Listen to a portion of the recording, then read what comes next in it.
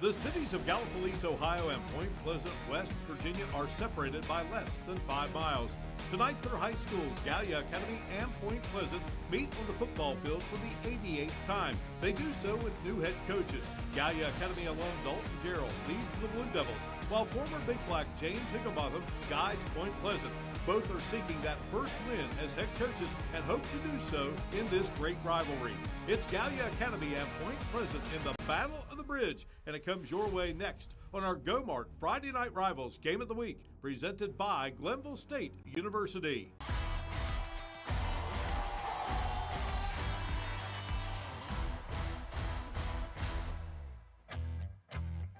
We welcome you live inside Ohio Valley Bank Track and Field Stadium in Point Pleasant and the campus of Point Pleasant High School as the host Big Blacks take on their rivals from across the river in the Gallia Academy Blue Devils. We are excited to bring you our latest Go-Mart Friday Night Rivals Game of the Week presented by Glenville State University. Gallia Academy seeking its first win in 3 tries. Point Pleasant comes in 0-1 after opening the season last Friday. Greetings from Point Pleasant as we get set to have this 88th showdown between Gallia Academy and Point Pleasant with former coach Todd Chevalier, Hannah Klein, our sideline reporter, and our wonderful crew. I'm Mark Martin. Todd, great to be back with you. Had you a year ago, said I'd bring you back, and I did, buddy. I think we've got a good one, and you know as a coach, early season stages, you want to win. Both teams looking for that here tonight. You're right, Mark. First, I want to thank you for having me back here this evening. But, you know, that first win is the hardest win to get as a coach. So both these coaches have been working hard. They're going to put everything they've got into it to get that first win tonight. And I agree. I think we have a really good ball game scheduled here tonight. And that trophy that they're playing for might be one of the coolest trophies I've seen in the 40 years of coaching that I've had. Yeah, we give out a trophy too, but it's not quite as heavy as that bridge trophy. All right, let's talk about some impact players we will see here tonight, and we begin with Gallia Academy and Gunnar Peterson. He is a senior, and he's a guy that Dalton Gerald counts on a lot, both on the offensive side of the football and on the defensive side. He's a running back and a linebacker, and he's going to try to get a win here tonight for Coach Gerald, a Gallia Academy alum. A key to Point Pleasant's success this season will be quarterback Caden Hill. The talented lefty can hurt teams with both his arm and his feet. James Higginbotham will also utilize him at times in the secondary. It is the Battle of the Bridge and the prize. Todd Chevalier, that actual bridge, and it is huge. Point Pleasant and Gallia Academy, they want it. It's heavy, and the winning team will need a few players to hoist it. At the moment, it rests here on the campus of Point Pleasant High School. They want to keep it here, and the Blue Devils want to take it back across the river. It's the blue and white and the red and black. Gallia Academy, Point Pleasant for the 88th time. The kickoff coming up on our Go-Mart Friday Night Rivals Game of the Week presented by Glenville State University.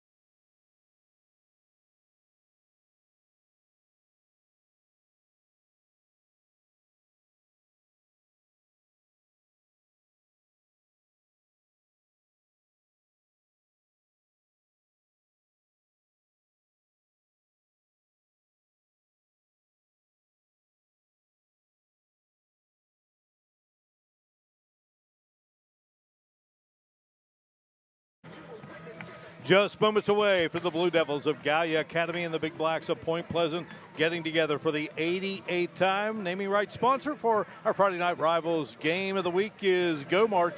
Go for good times. Go for Go-Mart. And our presenting sponsor, Glenville State University, where champions are made on the field and in the classroom with more than 150 years of tradition. Glenville State is committed to helping students rise to the challenge and reach their goals. Glenville State University, pioneers for life. Veteran Alan Settle will bring out the captains from the Point Pleasant side of the field. He's one of the best around. He's got a great crew with him here tonight, Todd. Yeah, they got a lot of experience on that crew. I'm really glad to see Alan Louise is back out there. When I was the athletic director at Riverside 2 years ago, he was umpiring a baseball game and had Guys, an injury, blew out okay? an Achilles tendon. Expecting nothing but good sportsmanship throughout the whole game. Be leaders. You're your team's leaders, so act like it, okay? Let's have a good time, okay? Protect yourself at all time, okay? You're going to call the toss, my man? Okay, we got a special lady here named Shauna from the Ohio Valley Bank. She's going to flip the coin tonight for us. We're going to let you call it, my friend, okay? Call it while it's in the air. We're going to let it land, okay? All right, dear. Throw her right up there. Tails is a call. And it's a heads. It's a heads. You all have won the toss. Would you like the ball? Okay. Which way would you like to kick? You want the scoreboard in a second. So you want to kick away Okay. from the board. White over here. White over there, black here in a straight line, okay? Face each other. Point Pleasant wins the toss, and they'll receive. Shake hands one more. All right, the home standing Big Blacks will have the football to get it going here inside Ohio Valley Bank Track and Field Stadium. So there's Alan Settle's crew, Joe Turley, the umpire, John Wilson, the linesman. You mentioned Tom Eloise coming back from that Achilles injury, the line judge, Herb Hively, the field judge, and John Huff is the side judge. Tom Eloise was only developed into an outstanding official in a variety of sports, but he was one of the all-time great sports writers in the Kanawha Valley for many years with the Charleston Daily Mail. Yeah, he did an awesome job with newspaper print media, and then he decided to get into officiating, and he has really taken off, become one of the excellent officials in the state of West Virginia. All right, so the Blue Devils will kick it off, and doing the honors will be Nathan Shockey. He's a dual sport player, outstanding soccer player. He's got a powerful leg. He's hit from 55 in practice, according to Dalton Gerald. Our kickoffs tonight being sponsored by the West Virginia State Building and Construction Trades, where the future is forged. So Shockey will kick it away. And Todd, this Point Pleasant team, you know, they took on a very good Fairland squad last week. Jackson, a powerhouse in southeastern Ohio, handed Gallia Academy a tough defeat. So both teams looking for wins here. Anthony Marrero, Isaiah Wamamon are back deep for Point Pleasant.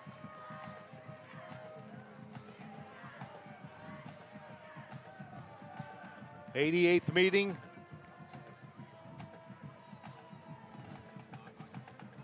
Looks like the referees are having a little bit of a conference here, having a little delay in the start of this game. Looks like Mr. Settle's getting ready to get in position and get this thing started.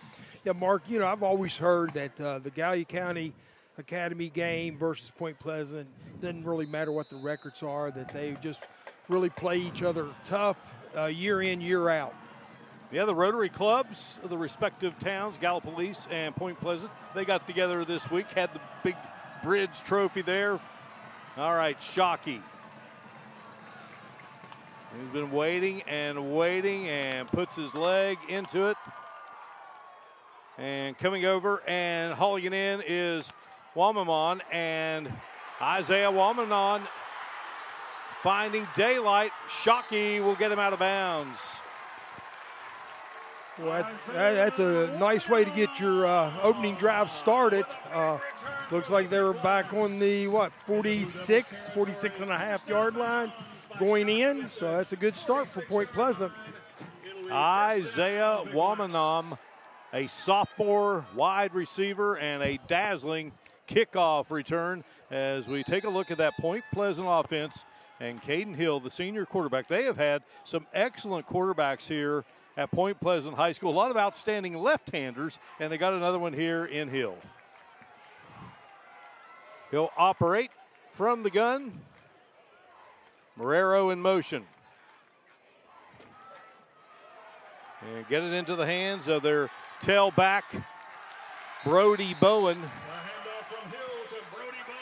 Bowen with the carry. And Bowen taken down by James Qualls. Gunnar Peterson, one of our impact players to watch. So just about first down yardage there, Todd, on that opening carry. Yeah, it looks like they picked up about 9 yards on that play. Makes this 2nd and 1 or maybe less than 1. Easy play to call. Might see them take a shot to the end zone right here. 3-man front for the Blue Devils was a low snap. Hill, who can run, he's going to grind his way for first down yardage. Good job by Caden Hill there, tackled by Brock Shelton. And our first downs in this opening quarter being presented by Bridge Valley Community and Technical College. Find your path. Been playing football since 1921 at Point Pleasant High School. First game at home here in the 2025 season. Bowen makes a nice cut and reaches that football out. Tackle will be made by Gunnar Peterson. Gunnar Peterson on the tackle for the Blue Devils. So Bowen taking it to the 30-yard line.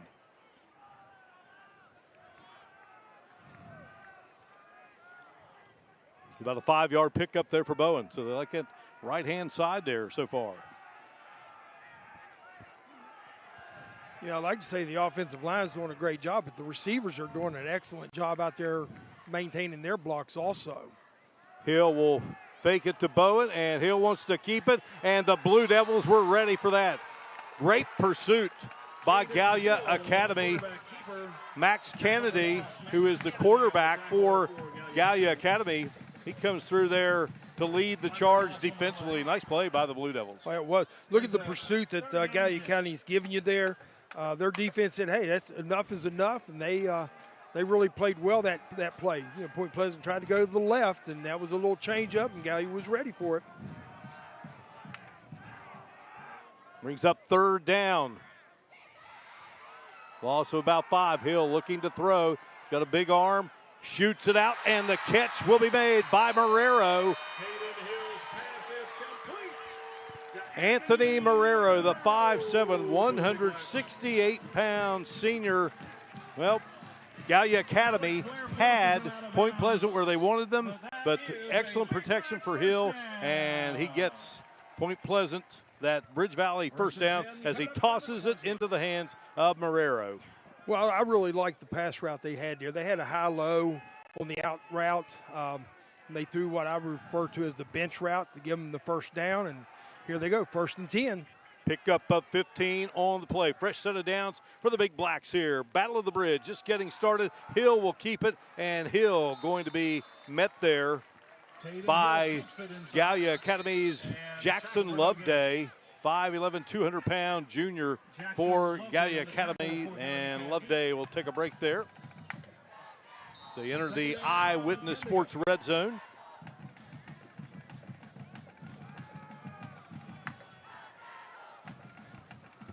Hannah Klein, the third member of our team here tonight. We'll be hearing from Hannah shortly as Point Pleasant on this opening drive.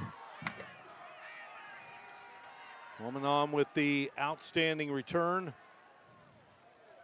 for the Big Blacks. Marrero in motion. Hill gets the snap. Hill gives it to Bowen, and Bowen trying to squeak through there. Brody Bowen, Several there on the stop for Gallia Academy. Mason Meadows, a junior, 6'3", 210. on the play. He led the way, and Corey Mock losing his helmet, number 65. That's the second play in a row that a Gallia County player has lost their helmet. They're going to need to tighten those chin straps up, keep those helmets on. Out over the football for Point Pleasant. Parker Bowles, the senior center. Third down play. Hill had a big third down play a moment ago. Sets up, guns in the direction. What a catch made by Marrero. Complete to Anthony Marrero. Guarded there and knocked out of bounds by Brock Shelton. Nice hands by Marrero. That was an excellent catch. I actually thought the ball was going to go out of bounds, and he stuck that hand right up there and grabbed it, one-handed, and brought it into the offhand and made a great catch. But Gallia County did a really good job defending that. Now we got fourth and looks like, 7? Maybe 4th and 8. So it's a big down for Point Pleasant, big down for Gallia on defense. Hill drifting, launching, catch made. Another terrific.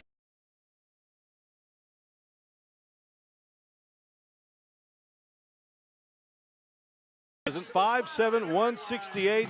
He says all this kid does is help us out, and he does so with another big catch and a Bridge Valley first down. Well, that play right there was just like the one flood route to the outs. So the football rests at around the 5-yard line. Hill gets the snap, and Hill will follow his blockers, and Hill will be stood up there at around the 2. Point Pleasant's offensive line got a real nice surge there. Quarterback got right in behind him and got a nice 3-yard gain. Now it's going to be second and about 2.5, maybe 3. Second and goal from the 2 for the big man.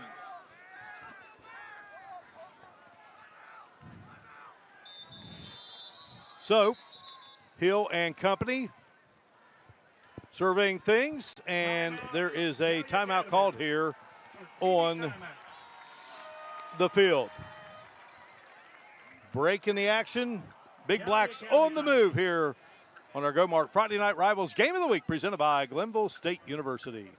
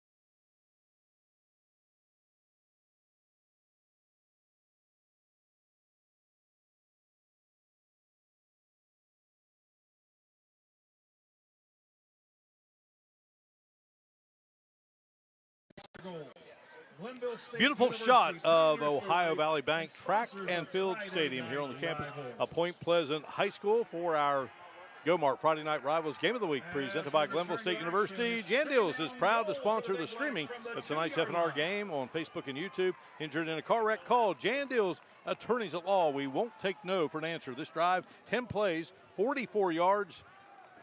Big Blacks with the football. Trying to punch it in here. Fell to the Dragons of Fairland last week. So playing an Ohio team for the second straight week. Hill gets the call, and Hill fights his way, and Hill is, did he get in? He did. Well, they pushed him back.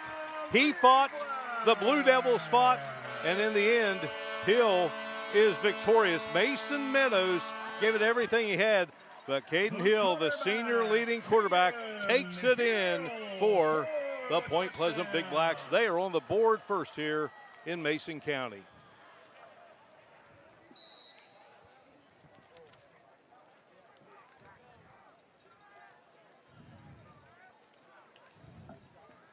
And to attempt the extra point, number 35, Evan Bales, to attempt the extra point. Evan Bales is the place kicker. Caden Hill, who just scored the touchdown, the holder, and Ryder McCoy is the snapper, and the kick is up, and the kick is good.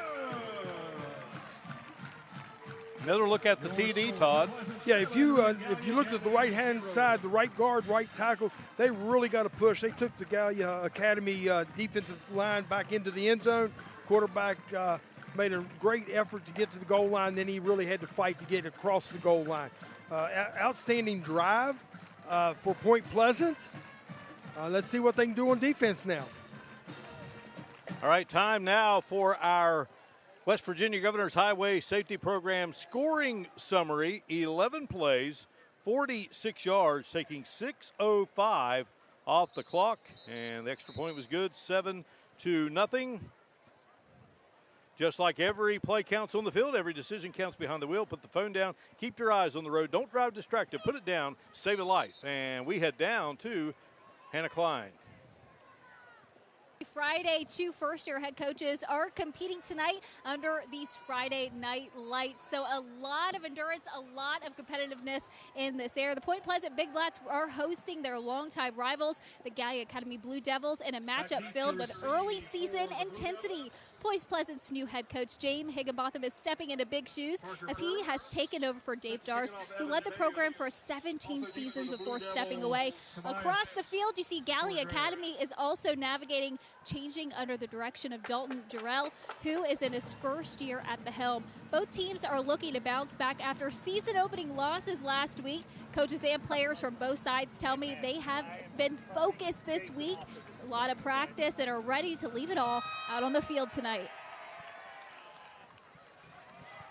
Kickoff, and bringing it out is Brock Shelton for the Blue Devils. Our kickoffs presented by the West Virginia State Building and Construction Trades, where the future is forged.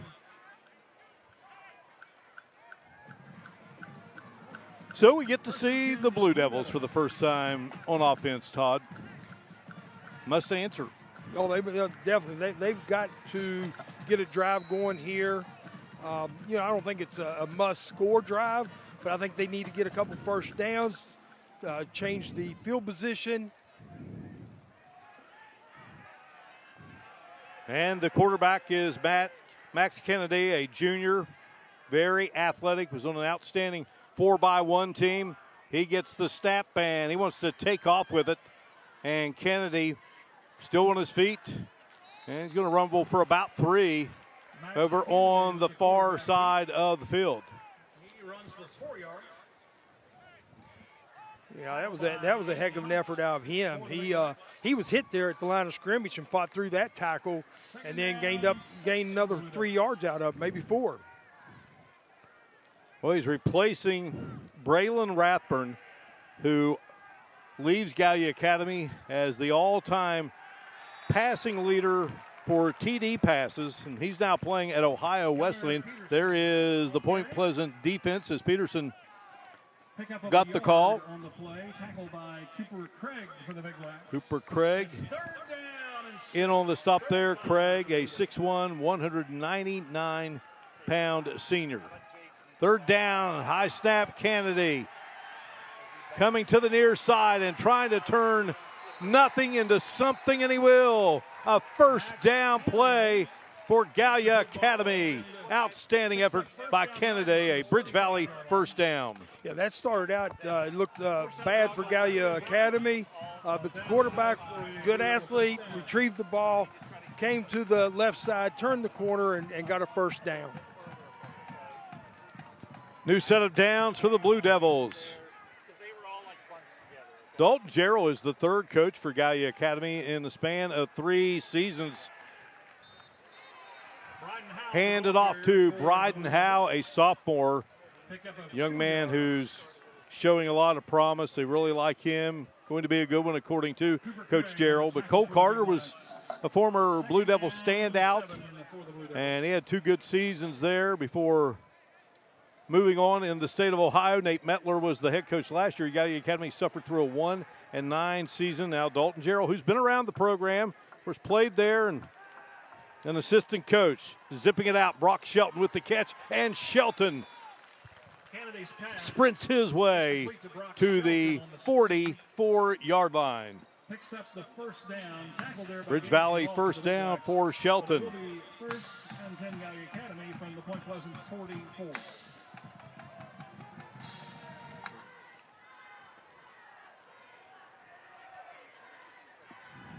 Seven-yard pickup.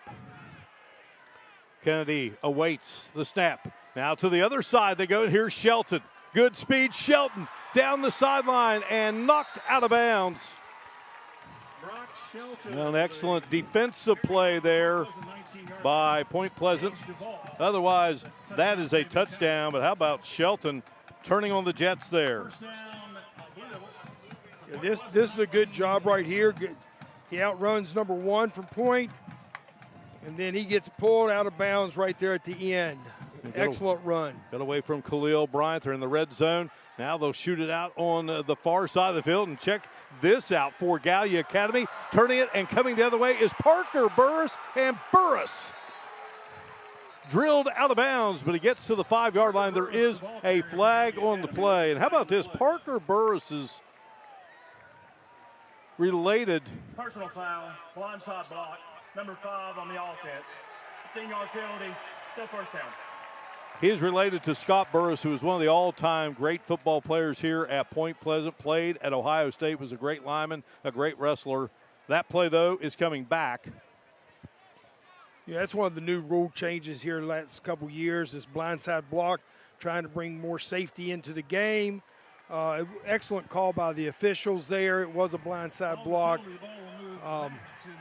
It's good to see they're thinking safety out here. First down for Gallia Academy. So Kennedy going to launch it up, looking for his man and hauling it in. Nope, going to be called incomplete. Alex Blair with a terrific leaping attempt. Now 2 referees are going to talk about it.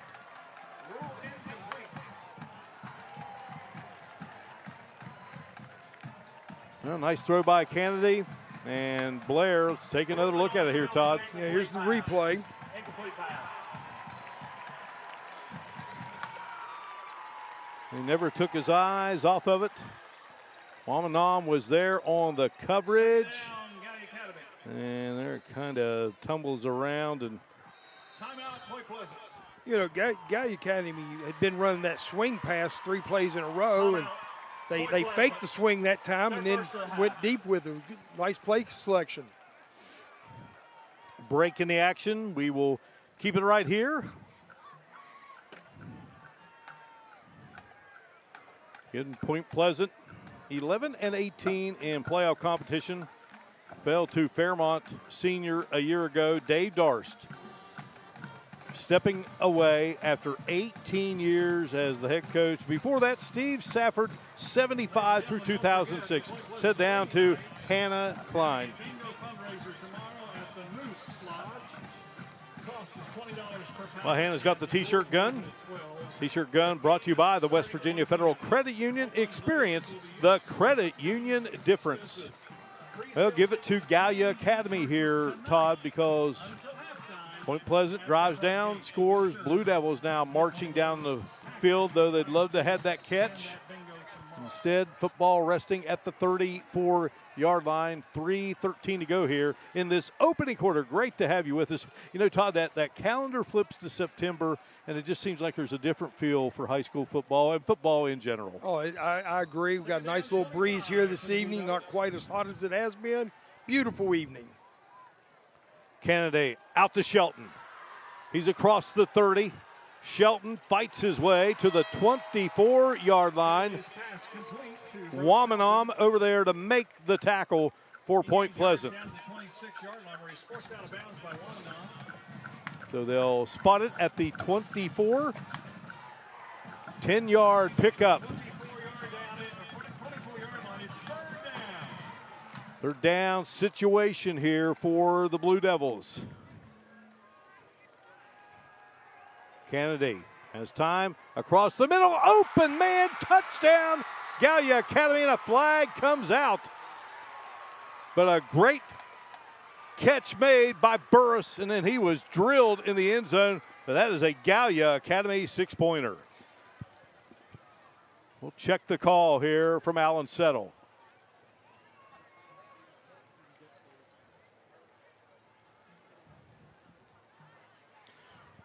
You know, on the play, Gallia Academy motioned their running back out of the backfield, so they went to an empty set, and the third receiver to the right just went right down the seam, and nice ball thrown to that receiver, and he catches it on about the 1-yard line and dives into the end zone. All right, touchdown for Gallia Academy. Personal foul.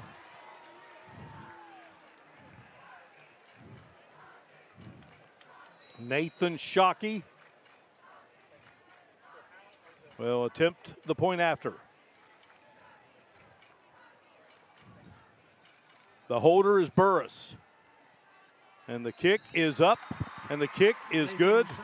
And we are even Steven here at 7-7 inside Ohio Valley Bank Track and Field Stadium. Notice the running back motioned out.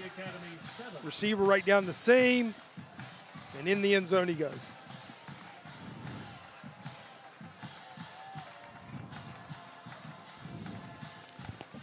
TD comes with 2:33 remaining here in this opening quarter. And we're all even at 7 in this 88th playing of the Battle of the Bridge.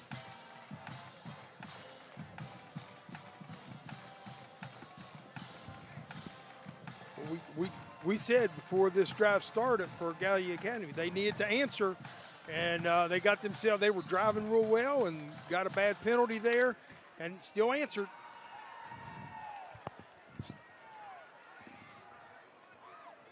Candidate to Burris, 24-yard TD toss. Our Governor's Highway Safety Program scoring summary.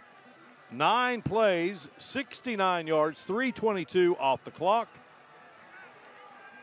And just like every play counts on the field, every decision counts behind the wheel. Put the phone down and keep your eyes on the road. Don't drive distracted. Put it down. Save a life. Shockey going to kick it off here for the second time in the game. Our West Virginia State Building and Construction Trades kickoff. Soccer player. Gallia Academy, both of these schools have excellent soccer programs.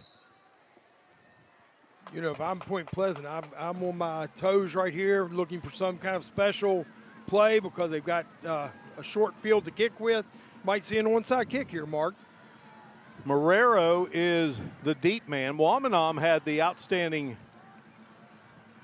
kick return to start the game, but again, because of the penalty, Shockey is kicking it from the 45-yard line, and he'll drill it into the end zone. So the Big Blacks will now take over with the football for a second time in the game. Again, we got 2 first-year head coaches in this game. Two of those gentlemen in just a moment. Dalton Jarrell and James Higginbotham.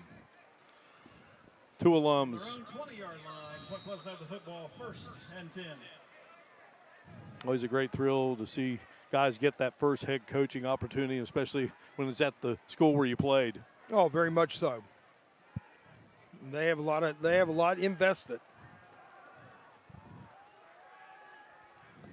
Caden Hill awaits the snap. Hands it to Bowen, and he draws a crowd. Good job there by the Gallia Academy defense. James Qualls in on the play. Qualls is a 6'1", 205-pound senior. Caden Hill last week, 100 yards passing and rushing. Just a real good decision maker. He's a state champion in the weights.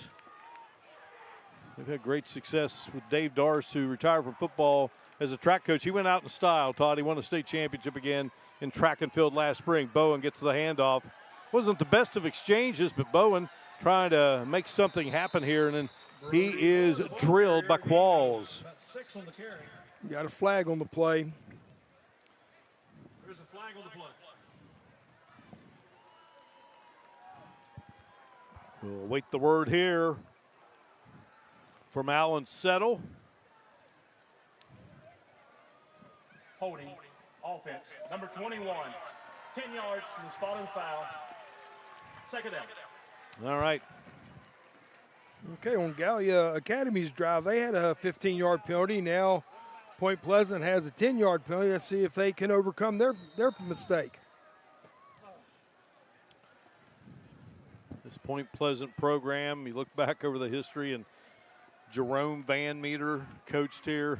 There's just an award named after him for the best high school coach in any sport in West Virginia by the West Virginia Sports Writers Association. Of course, a legend at Beckley, Woodrow Wilson. Hill looking. He just keeps those eyes down the field. Fires, got a man. Marrero just a bit too far, and another flag on the play. But how about Hill, though? Just love how he keeps his eyes right down the field. Well, that's exactly what I was thinking. You know, he was rolling to his right. I was watching. He never looked at the rush coming at him. He kept his eyes downfield and just threw the ball just a little out of the reach of the receiver. I talked about the great quarterbacks they've had. Get the call here from Alan Settle, and we'll continue with that discussion. Holding, number 56, offense. Penalties decline. Third down. But, I mean, Point Pleasant was like quarterback U here with Dave Darst. I mean, he had some dandies, and one of which, Aiden Yates, he was inducted into the Point Pleasant Hall of Fame earlier here tonight. We're going to hear from a few of those Hall of Famers. Hope to hear from the great Steve Safford, who coached here for many years. Brent Saunders from Gallia Academy. And just two legends.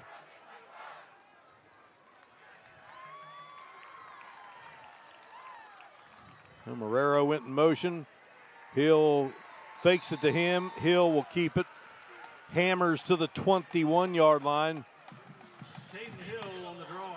A good defense being played by Qualls, Corey Mock of Gallia Academy. And the Big Blacks are going to be forced to punt here. And just like a lot of good quarterbacks, Hill is the punter. He does a little bit of everything for Point Pleasant. Shelton is back deep.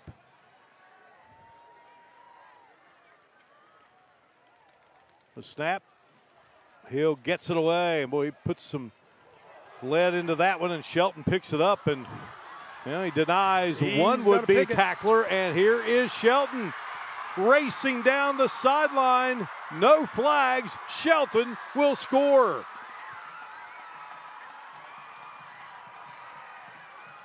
Well, he mishandled it, and a lot of times that's your end result. Touchdown, Gallia Academy. Brock Shelton, the ball carrier. Clock is still running here.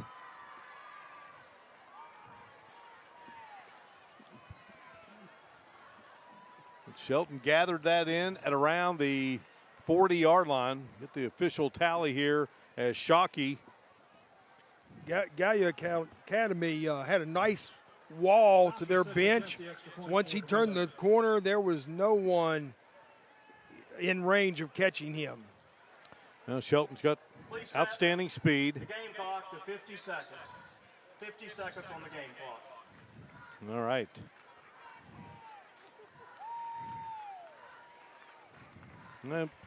Shelton had a 75-yard return for a score against Boyd County in the opener, and now his second. Shockey. The hold by Burris. Gunnar Peterson is the snapper. Good snap, good hold, and the kick is good. 42-yard punt return. 42-yard punt, 63-yard return, and let's take another look at it. Well, he dodged a man right there, and that got it going. You know, once he dodged that first guy, he got to the corner, got to the edge. That wall, that picket fence was set up for him, and down the sidelines he went for a touchdown. Extra point good. And with 50 seconds to go here, it is Gallia Academy 14 and Point Pleasant 7.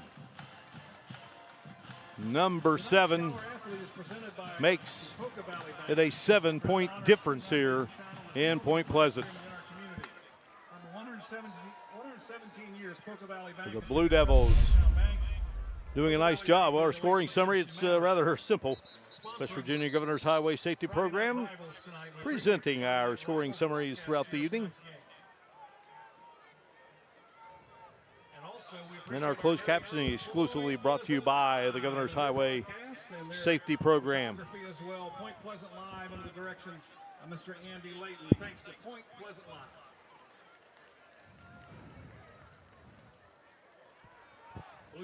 Talk about some of these great quarterbacks here at Point.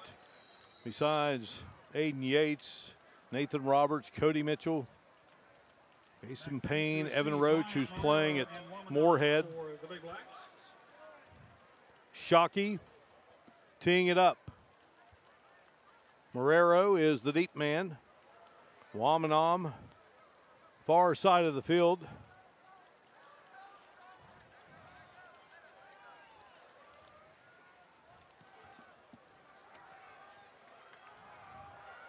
And this one going to be gathered in on the near side. Point Pleasant would love to answer as Khalil Bryant makes the return, and good field position for the Big Blacks to start it out following the punt return. Again, our kickoffs presented by the West Virginia State Building and Construction Trades, where the future is forged.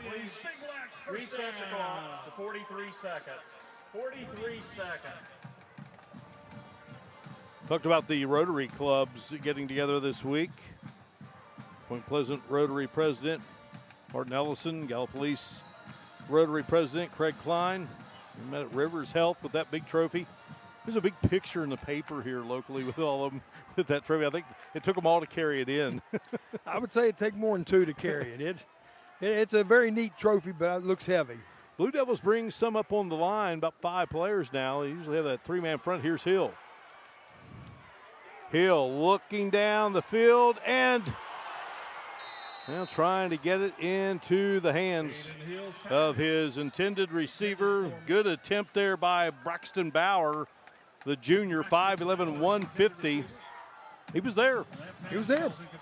It's another case that the quarterback, got a little pressure on him, rolled to his left, told the receiver to go, keep going, and he laid it right out there to him. You kind of get the feeling, Todd, that James Higginbotham, he's going to put the ball in the quarterback's hands and let him will this team to a victory here tonight. As of right now, it looks that way. Had some good runs by Bowen. But Hill, ever dangerous with his feet as well. Again, he's a track athlete, state champion thrower. Hand it off here, and that's Landon Long getting his first call of the night. Landon Long, the ball carrier for the Big Blacks. Long to about the 44, and boy, I tell you. Right there's a perfect example, I believe. as the second guy getting caught. Looked like the Gallia Academy might have said something to him, and he kind of gave him a shove. Well, you never want to do the shove regardless, but you certainly don't want to do it when the referee is standing nearby. Right there in front of you. Again, Alan Settle, great official. Joe Turley, John Wilson, Tom Aloise, Herb Hively, and John Huff. Wearing black armbands tonight in honor of a couple of referees who recently passed away, Marvin Smith and Personal foul, John Grandin. 21, offense. It's a 15-yard penalty, and the down counts. Third down. And, you know, if you're James Higginbotham, you're like, hey, you know, we had decent field position following the kickoff. You almost hit a big one on the pass. Well, you had 3rd and 4, 3rd and 5 maybe, makeable first down. You get the penalty, and now you're backed up, and you're looking at, what, 3rd and 15, 16? Following the penalty, ball placed at the 29. So they'll have the football just shy of the 30 at the 29-yard line. Yeah, make that 19 yards. Point Pleasant marched down the field. Gallia Academy 1 penalty, 15 yards. Point 3 flags for 40. Gallia Academy has answered with 14. Hill going to dump it off here to his tight end, who was split out wide. Coming in motion, that's Andrew Whittington. He's our scholar athlete from Point Pleasant High School. And that is the end of the first quarter. Good one in this 88th annual Battle of the Bridge. The Gallia Academy Blue Devils on top of the Point Pleasant Big Blacks, 14-7. We're back to Mason County in a moment.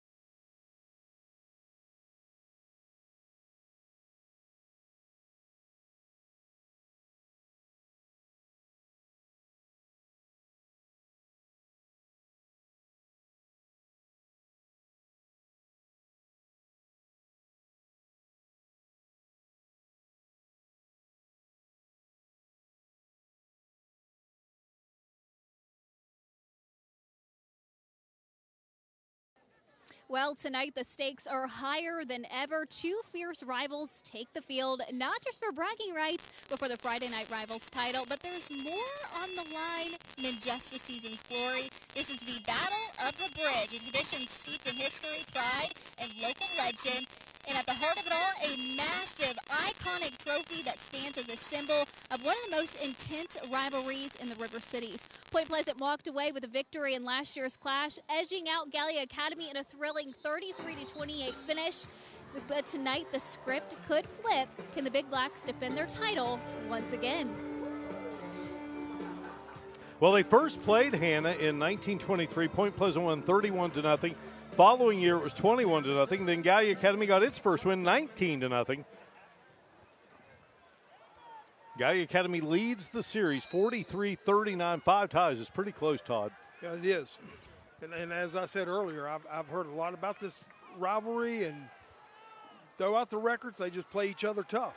Beauty of a punt by Hill. And how about Shelton? There's a flag down. He'd like to have another punt return for a touchdown. He'll journey his way to the 39-yard line. There is a flag at the 48. And boy, I tell you what.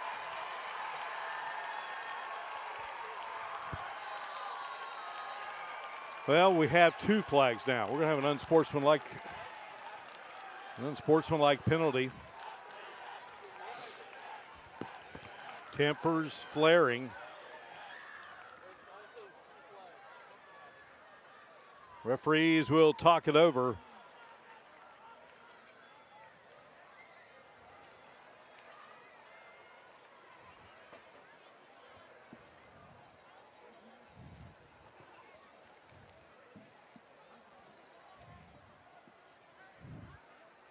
All right, so we are awaiting the call here from Alan Settle.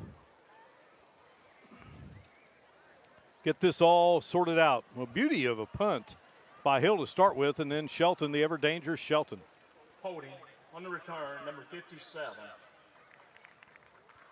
Dead ball. Unsportsmanlike contact. Number 69, Gallia County. 15-yard penalty. First down. So Gallia Academy hit with 2 flags there. You know, it is a rivalry game, but these players have got to keep their emotions in check. All you're doing is hurting your team. You're hurting your chances of winning when you have those types of penalties. But you're right. It was an excellent punt, but probably maybe a better return out of the receiver, out of the punt return. Shelton, he's a weapon. There's no doubt about it.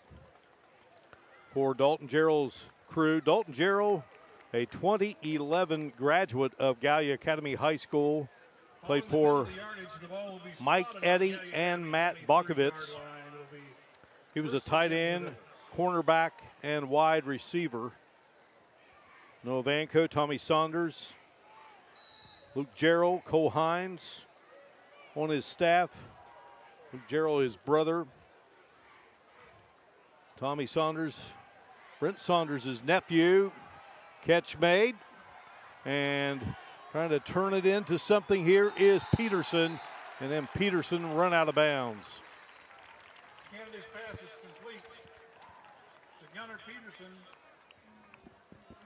Nice job there by Gunnar Peterson just to make something happen. Braxton Bauer making the defensive play for Point Pleasant. 2nd down and 5. 14-7 lead for Gallia Academy.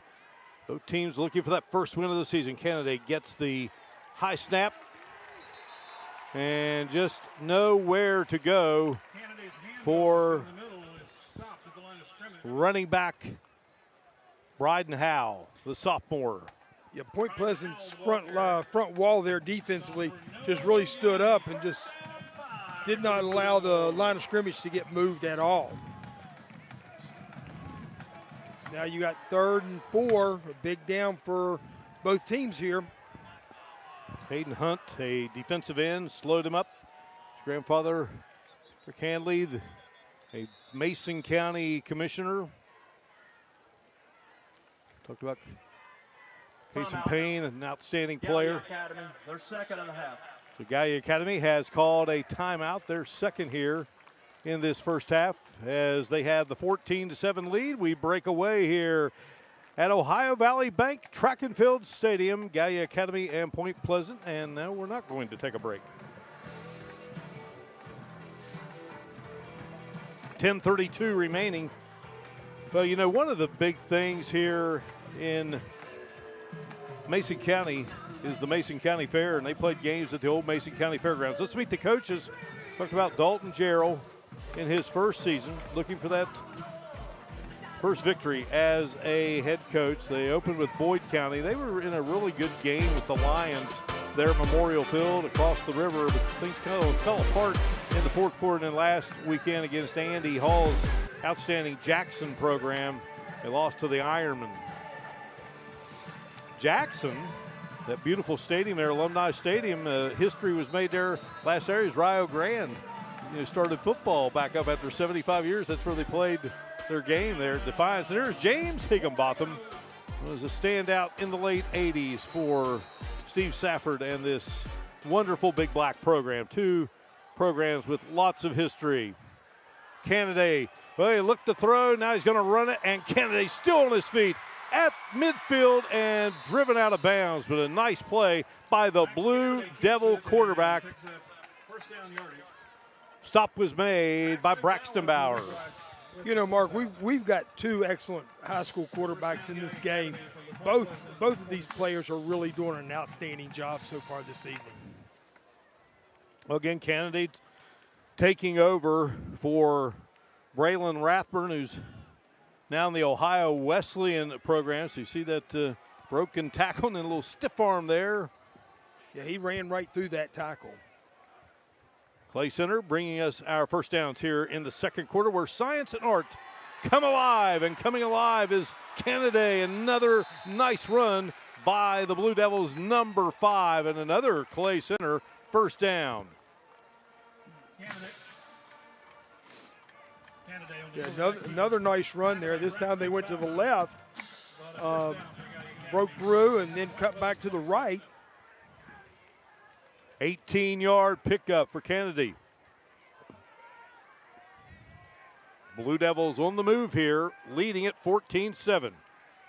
Shooting it out near side.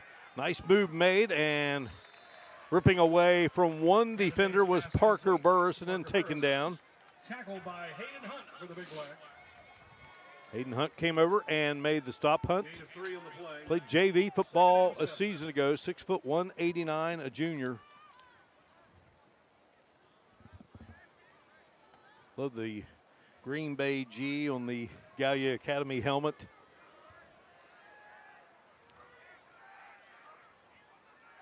Kennedy rips it in the direction of Burris. And I'm telling you what, maybe just one step quicker, and there might have been a pick six right there as Jarris Robinson, a defensive end. Here's Kennedy. Guns it in the direction of Shelton. And did Shelton make that catch? No, he did not. Threw a little outside and couldn't go back and get him. It's 4th down and 7 for Gallia Academy. 4th down and 7. Football at the 25-yard line.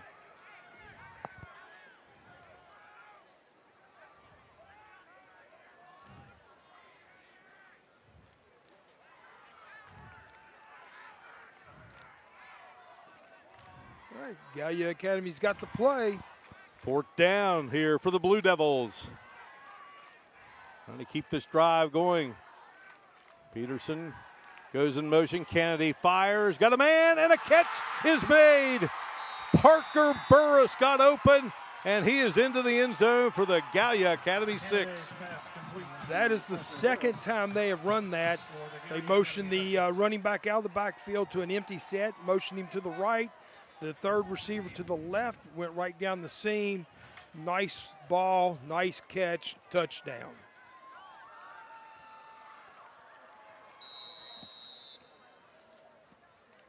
"25-yard pass play. Shockey trying to convert his third extra point. Point Pleasant scored the first touchdown on the opening drive. Gallia Academy has answered with 3 consecutive touchdowns. Kick is up, and the kick is good. 9:11 to go. Another look here, Todd. There's that third receiver right down the seam, and like I said, a good ball, great catch, and in the end zone he went. From the old French City, the Gallia Academy Blue Devils on top of the Big Blacks here in Mason County. Back in a moment.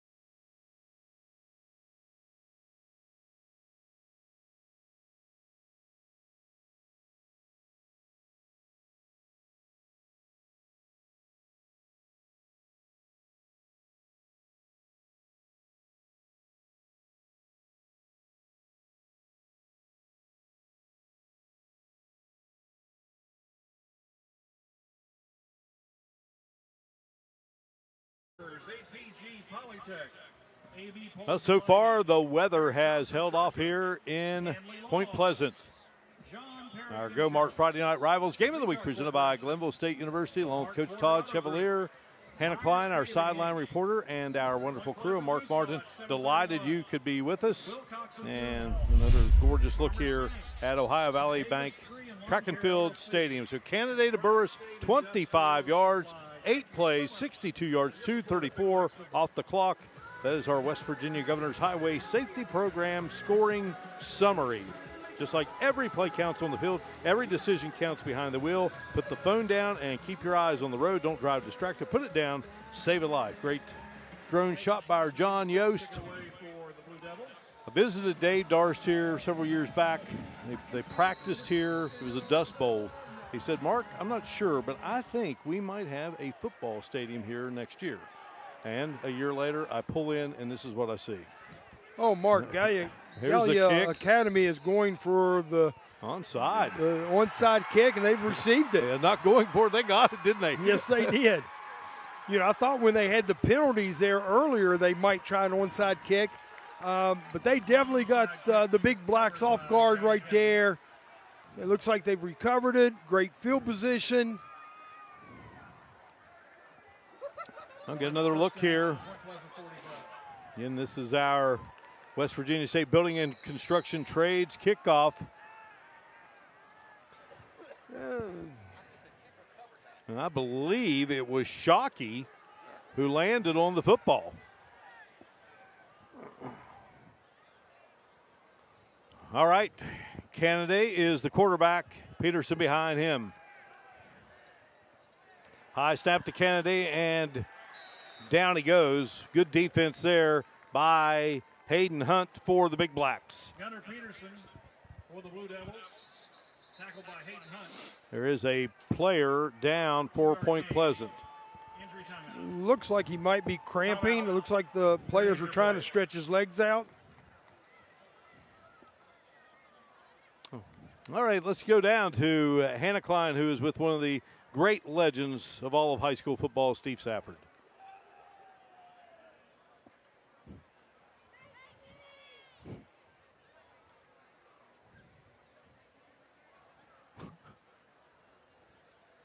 And actually, it was 50 years ago I coached my first football game in Point Pleasant. So, wow. What's it like being back here? Well, you know, I've made this my home, and I've watched all my kids have gone through school here. My grandkids have gone through school here. They've all been involved in athletics, and I after I retired from the coaching, I went in the radio booth, and I did that for 12 or 13 years, and I really enjoyed it because it kept me close to the program. I knew all the kids. Now I don't know very many of them, but I still most of these coaches I either coached or I've been with them or had them in school, and they're doing a good job. And the thing is, if people aren't familiar with your family, you guys are all over. Carrie's all over, your daughter. You guys don't stop. No, they've kind of spread out, and they're into a lot of different things, and we've been blessed and been very fortunate to have our family close by and to live in this community. They've been really so good to me. Uh-oh. Yeah, we can't seem to stop that guy. We're in trouble tonight. Yeah. We're hoping for the best tonight, right? Yeah, we certainly are. Well, they can go in. They're going to have to regroup and make some adjustments at halftime, and hopefully they can come back and make this a better football game. All right, Coach, I appreciate you always. Thank you. Enjoy having you here. Always. Mark, I'll send it back to you. All right, Hannah. One of my all-time favorites, Steve Safford. You know, Mark, he hasn't aged a bit. He looks like today like he did the last game I saw him coach when I was coaching at Sissonville. He may not want me telling you folks this. He's 80. He's 80 years old, and he does not look it.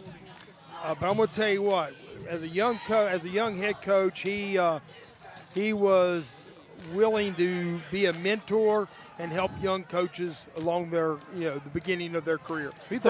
Great man. He was the head coach from 1975 to 2006, and then Dave Darst took over 07 to 24. So since 1975, they've had just two coaches, and this is not a knock on Gallia Academy. They're on their third coach in 3 seasons. I mean, sometimes that's just the way it goes, but just Steve, a fumble here, and it's the Big Blacks coming up with the football, and it's going to be Gavin Barnett, the senior tight end linebacker, playing LB there, and he gets it, and a big break for the Big Blacks. They'll have it at the 49-yard line. Let's take another look at it here, Todd. Running that jet sweep. It's Burris. He makes his cut. He just gets his hand right in there and strips him. And the pursuit of Point Pleasant defense is right all over the ball. Big play. I believe that was Cooper Craig who jarred it loose there. But back to Steve Safford for a moment. He played at Miami of Ohio for Bo Schembechler. Wow. It'll be pretty tough to play for the late Bo Schembechler. Great running back. All right, so the Big Blacks with a break here. And now they got to get something happening here before the half. But great defensive play by Gallia Academy, and getting in there on the stop, it was Jackson Loveday. Check that, it was Corey Mock on the tackle. The last 3 series, maybe last 4 series, Gallia Academy's front 3 have really controlled the line of scrimmage, especially versus the run. There was a loss on the play. Still 7 minutes to go here in this first half of action. Hill, low snap, gets it to Bowen. Bowen trying to turn it to the outside. A little stiff arm there, and Bowen will be stopped. And there may be a face mask here. They may get Burris for a face mask. It's Point Pleasant's sideline certainly thinks so. Well, usually when the flag comes in that position, it's going to be on the defense. Here's Alan Settle. Face mask. Number 11, defense. 5 yards to the end of the run. Second down. I usually don't like to make the call, but it was pretty obvious.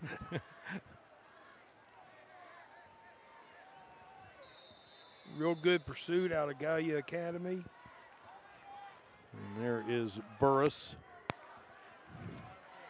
Shedded the blocker there. Back to Steve Safford. He was the first to get Point Pleasant into the playoffs. That was 1979. He played a couple of Kanawha Valley teams. And from behind, down goes the running back. Mock makes the tackle, and flags come out. Again, rivalry game. Players have to keep their emotions in check. Dead ball. Personal foul. 27 offense. Number 27 has been ejected. Oh, that's going to hurt Point Pleasant. Yeah, you don't want to. You hate to see those penalties regardless, but they have just lost their top running back in Bowen, the senior. And boy, then the turnover that you got. And now you're going the other way, so the football at the 44-yard line. Back to that playoff team as Point has taken a big hit here by losing their starting running back. 1979, they defeated George Washington 27-8, and then they lost to St. Albans 21-0. That St. Albans team was coached by Homer Criddle, and they played for a state championship against Bridgeport. Had a couple of pretty good players, Scott Tinsley, Derek Christian, those guys. Those were some really good players. Those were pretty decent. And really good, turned into really good coaches, too. No doubt about it. Here's Hill. He stood tall and fires the pass in the direction of Gavin Barnett.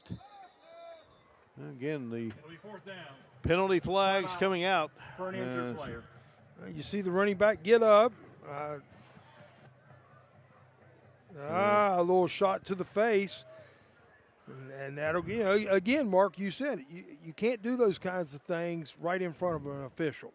Shouldn't be doing it at all in the game. You should have sportsmanship. A rivalry game, you got to keep your emotions intact.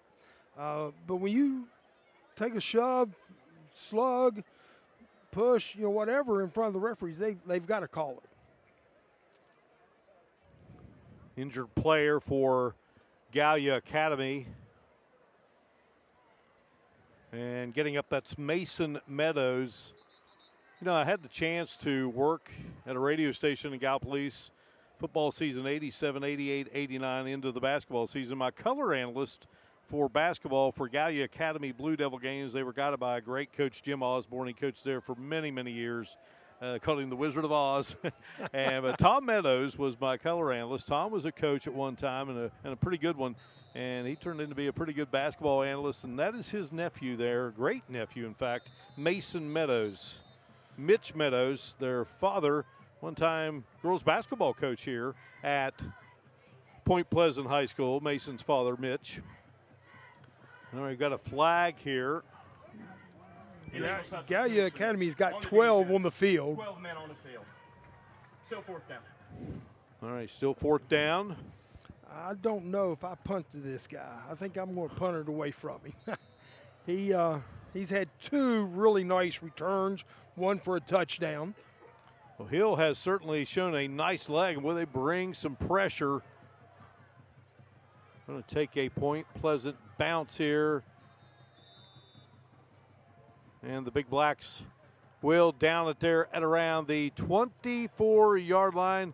We break away here in Point Pleasant. Gallia Academy on top by 14.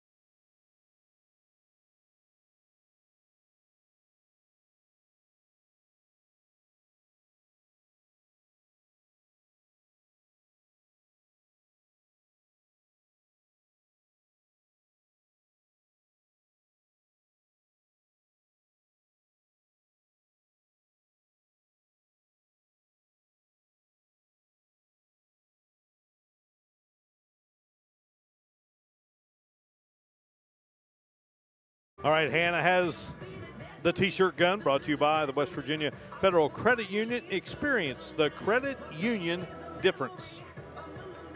Jan Dills is proud to sponsor the streaming of tonight's FNR game on Facebook and YouTube. Injured in a car wreck, call Jan Dills, attorneys at law. We won't take no for an answer. Wyatt Meadows was the individual who downed the football on the punt. Get a great look there at the home crowd here at Point Pleasant High School. They played for many years at Sanders Memorial Field, but I was telling you about the history of this game, and, you know, a lot of Point Pleasant games in the early days played at the old Mason County Fairgrounds. And the Mason County Fair, as good as it gets, you get a good look at that crowd there. Well, that's high school football right there. That is an excellent crowd, and that's the way it should be at all high school games. Absolutely. All right, Kennedy guns it out. And getting away from one tackler is Alex Blair, and then finally taken down. Blair had a TD pass reception of 46 yards against Boyd County. A great game against Jackson. Loss of a yard on the play. Second down and 11, Gallia Academy. He's a game changer, there's no doubt about it.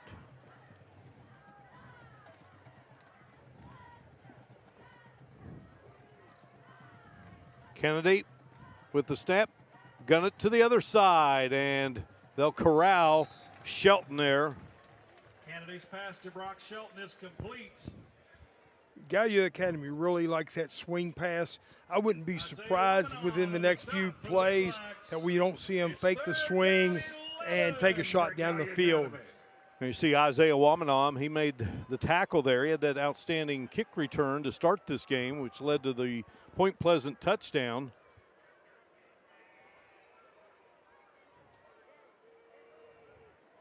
Here's Kennedy rolling, looking, holds up, has time, guns it, and out of bounds, trying to get it into the hands of Blair. I know one guy watching this game is Ricky Smith. Ricky Smith was a great kicker here at Point Pleasant. He's going to go into the West Virginia Softball Hall of Fame. He's an outstanding softball official.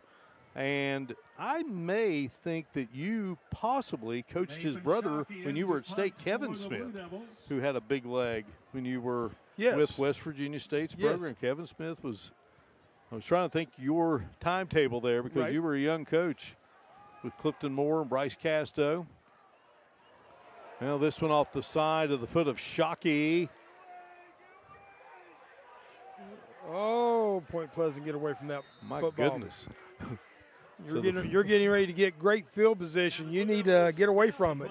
At their own 41-yard line, where it'll be 1st and 10, Big Blacks. Well, 42-yard line, so an excellent opportunity here for the Big Blacks. You know, you trailing here 21-7, plenty of time to go here in the half, and boy, what a shot in the arm it would be for James Higginbotham's crew if they could produce points here on this drive. Kind of shot themselves in the foot a good bit. That was just an 18-yard punt off the side of the foot of Shockey, who's got the big-time leg.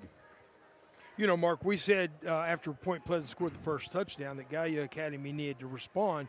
Well, right now, Point Pleasant needs to respond with this great field position. Well, they have the man that can lead the way, and that's Hill as the quarterback. Marrero, a little drop off to Marrero, and does a nice job there getting to the 40-yard line. Anthony Marrero, the ball carrier. He stopped at the 40. Nice play by Marrero. Gallia Academy's defense is really pursuing to the football. It looked like the ball came out, but the referee said he was down.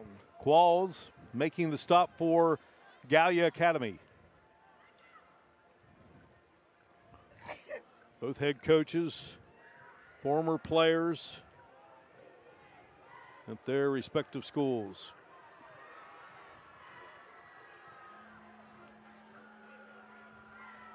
Well, we've done several games here, Friday night rivals at this stadium, and always enjoy it. Here's Hill. Boy, they were waiting on that. That did not fool anyone, and Mason Meadows led the charge. Caden Hill on the draw play. There's Mason Meadows. Those three down linemen for Gallia Academy is really being a stone wall in there. It's making it very tough on Point Pleasant to rush the football. 3rd down, 10 for the Big Blacks. Point Pleasant, 1 of 5. 3rd down opportunities. Dalton Gerald said that Meadows is one of the better players on defense. He's just a junior. He's showing it here tonight. Hill sets up, looks, guns, catch made. 1st down, Big Blacks. Caden Hill to Anthony Marrero. Well, Marrero with another solid catch for Point Pleasant, and that is a 1st down. 1st downs here in this second quarter, being sponsored by the Clay Center, where science and art come alive. That's a real good job out of the quarterback, stepping up in the pocket and delivering the ball to one of his better receivers. 16-yard pickup for Marrero, his 4th catch of the football game. He's made some terrific grabs. He has made some outstanding catches tonight. All right, Big Blacks on the move. Had the first touchdown of the game. Gallia Academy responded with 3 TDs. Hill wants to keep it. Gliding, striding, and tackled from behind.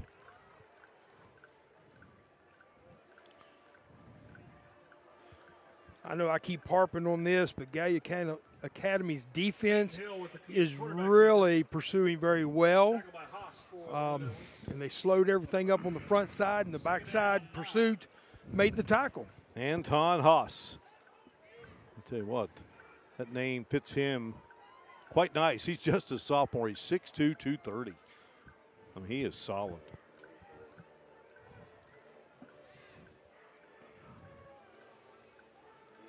James Higginbotham's staff. Jimmy Jordan is the offensive coordinator.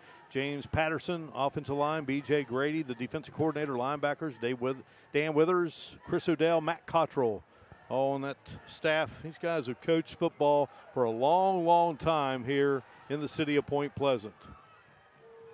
2nd down. Well, hard running, but not much happening there. Khalil Bryant slowed up. A helmet comes off of a Gallia Academy player, so having to leave will be Nathan Wilson. He's one of the captains. That's their third, maybe fourth player that has lost their helmet. Again, got to strap those chin straps a little tighter in a rivalry game and keep those helmets on so they can stay in the game. I think Point Pleasant needs to have a little sense of urgency here. The clock's running low. Jarius Robinson in the backfield. Marrero in motion. Hill steps back, launches in the direction of Marrero, makes another nice grab, but a nice open field tackle in the process by Shelton. Going to be a little shy of the first down. At the 19-yard line. Timeout. Point Pleasant. Excellent catch. Second of the half. Well, so timeout called here by Point Pleasant. And we will have plenty coming your way at halftime on our Huntington Mall halftime report. Score big at the Huntington Mall, from fashion finds to family fun and delicious dining. We've got everything you need to win the day. Shop, play, and dine. It's always game time here at the Huntington Mall. Our Scholar Athletes of the Week around the schools and our Go-Mart halftime stats all coming your way here at the break of the Battle of the Bridge. Well, one of the outstanding PA announcers, high school football, Randy Parsons, working it here at Point Pleasant. He's also a soccer coach. To Marrero, 5 catches, 48 yards. Hill, 6 of 9, passing for 48. So you see the trend there. Yeah. We figured that out together, didn't we? Yes, we did. I was talking about Randy Parsons. We did radio work with him over there in Gallipoli. Some good times and great friendships down here. Yeah, that's one of the nice things about athletics. You generate friendships that are lifetime, and you just enjoy seeing people at the games. And fourth down play, pressure coming. Hill's going to have to get rid of it. He does, and the catch is made at the 2-yard line. What a reception for Point Pleasant as Braxton Bauer hauls it in. And how about Hill with that pressure coming, and he stayed the course and throws the laser and gets it to the red zone. What a play for the Big Blacks. I believe Hill had maybe a half a step to get that ball off, and he did an outstanding job staying in there, feeling the pressure coming from the backside, and delivered a shot, a bullet right to the receiver. And then great concentration by the receiver. He's near the out-of-bounds area. Got to keep those feet in, at least one of them. Had defenders around him, so, yeah, it was great concentration on his part. 17-yard gain. Clay Center first down. Big Blacks knocking at the door. Marrero in motion, and it's the sound of whistles. Dead ball. False start, number 9. Offense. Now, if you are James Higginbotham, that's the thing that's going to drive you crazy. You get these opportunities. There's not a lot of time left, and now you've shoved yourself back 5. We're down to 43 seconds left in the half.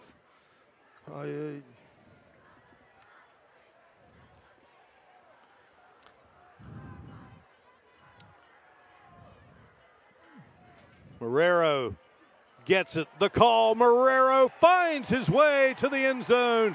Touchdown, Big Blacks.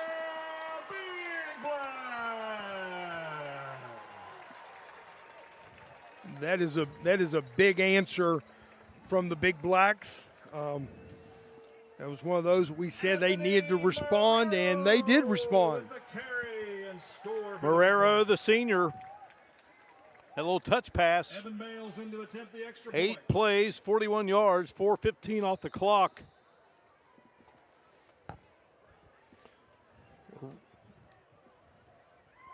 Marrero had 2, maybe 3 big plays on that drive. And Braxton Bauer, that big catch. The jet sweep there for the touchdown. He planted that foot, his right foot in the ground, and turned it upfield and got the touchdown. Right there. He was not going to let the Gallia Academy guy bring him down from behind. He powered his way into the end zone. West Virginia Governor's Highway Safety Program scoring summary, 8 plays, 41 yards. And we have ourselves a 21-14 games.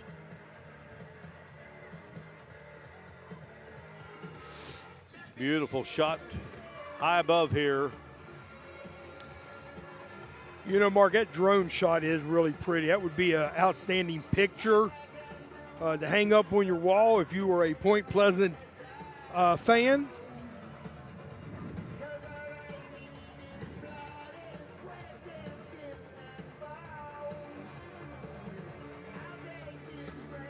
Great night. Beautiful shots from all around here along the city where the two rivers meet.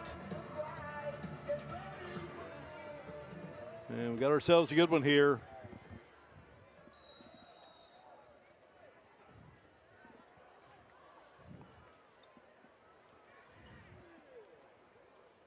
So Addison Burt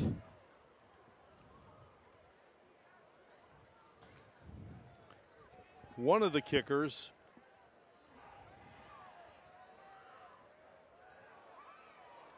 And a squib here, and the ball is loose. I believe the Blue Devils got on it. Evan Bales, he got the extra point and kicked off there. By Gallia Academy at their own 35-yard line. And again, our kickoffs presented by the West Virginia State Building and Construction Trades, where the future is forged.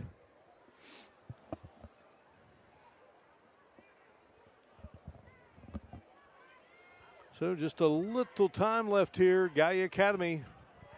Canada has been impressive. Both quarterbacks have been very impressive, Todd.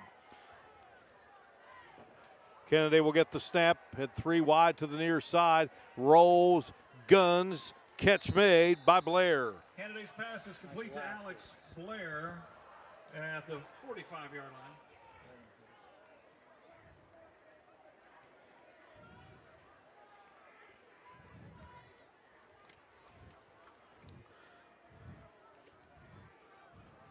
The school bus stop of the game.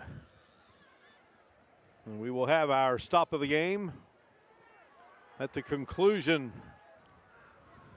of tonight's showdown. Canada launches, and this ball may be picked off. It is. Gathering it in is Bauer, who had that big first down catch. Your quarterback threw into double coverage that time. Threw a little high. Intercepted. Braxton Bauer on the interception. How about Bauer here in the last few minutes, Todd? Ruling on the field is an interception. First down, Point Pleasant. Playing center field there, wasn't he? Playing center field, went up and high pointed it. I'll be honest, at first I thought the Gallia Academy, got the catch, but Point Pleasant came up with it. I'd like to take a moment to say a very happy 13th birthday to Lila. Gallia Academy High School, forever in the city of Gallipolis, just outside of the city now. Beautiful school. They hope to have football out there next season on the campus. They still play at Old Memorial Field. Really a neat venue downtown Gallipolis, not far from here.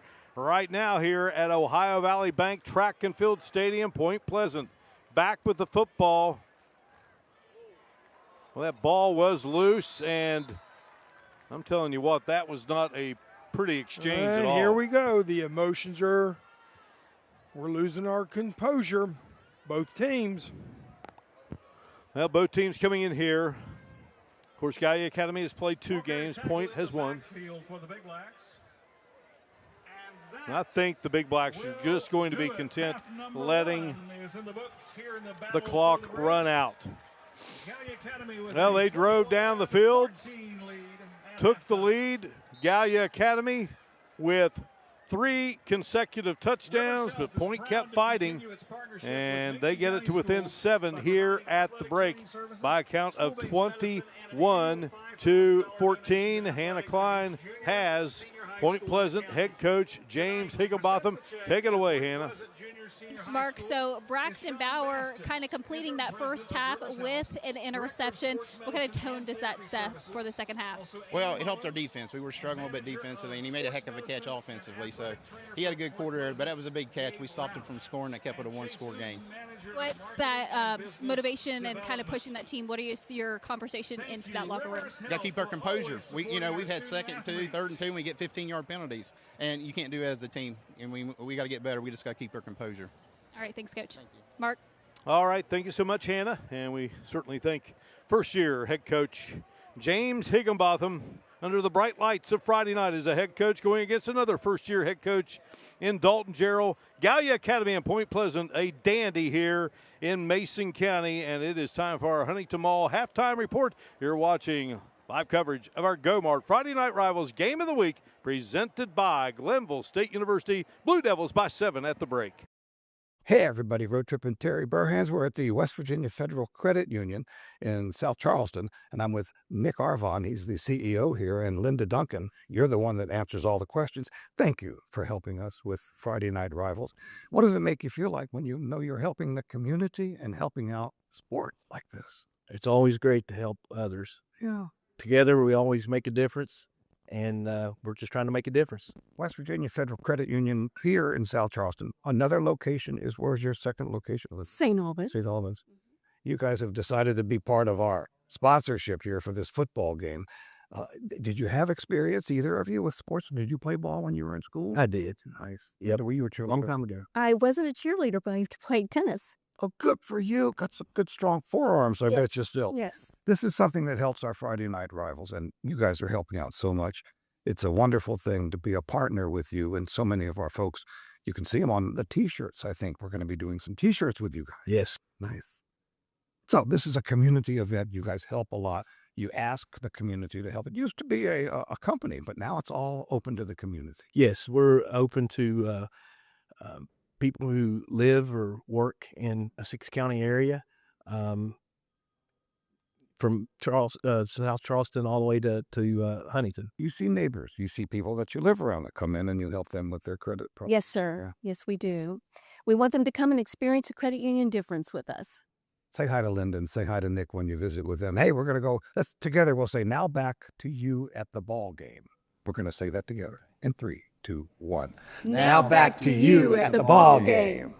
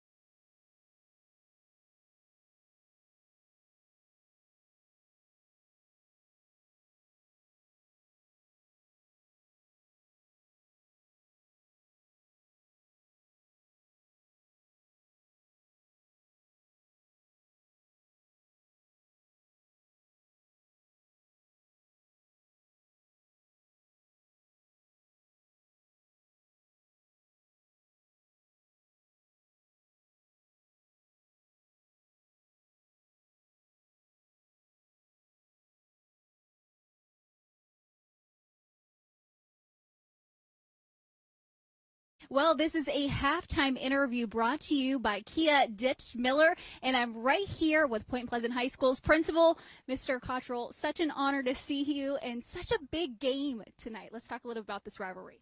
Yes, we've been playing for I don't know how many years, but it seems like forever. Big rivalry between the over the bridge, we call it. We call it the rivalry of the bridge.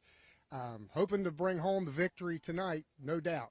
But, yeah, real excited about this. One of the biggest games of the year, without a doubt.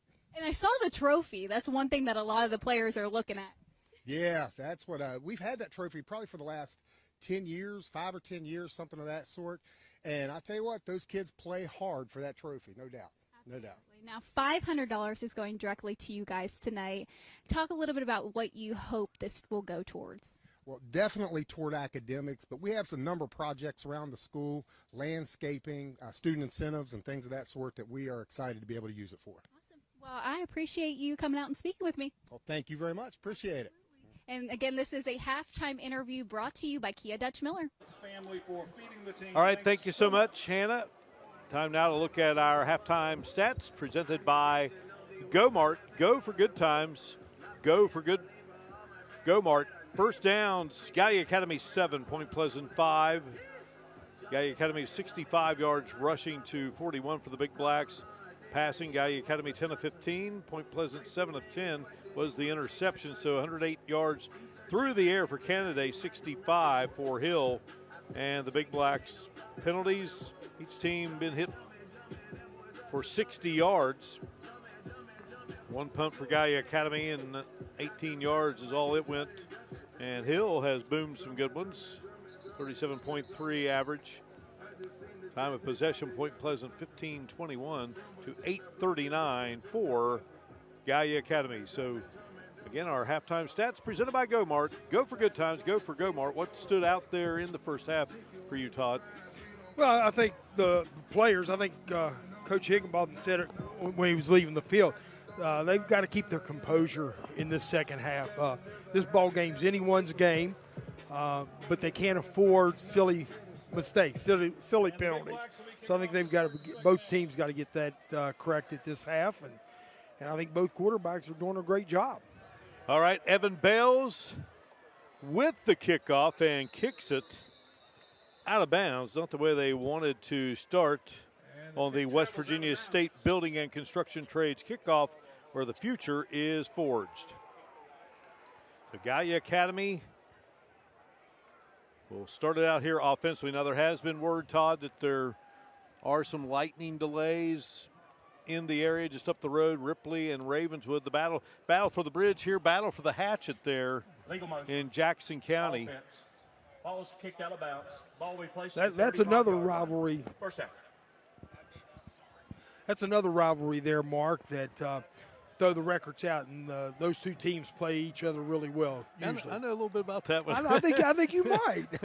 And I must say, the three chances I had, two of them ended in defeat, but, boy, it was something to be a part of. All right, Canada takes the snap, and they'll string him out, and good job by the Big Blacks. Canada keeps it, and he is stopped for a loss on the play. Gage DeVault on the stop for the Big Blacks. Gage DeVault had a good game for Loss of a yard, Point Pleasant. 2nd down 11. Number 56.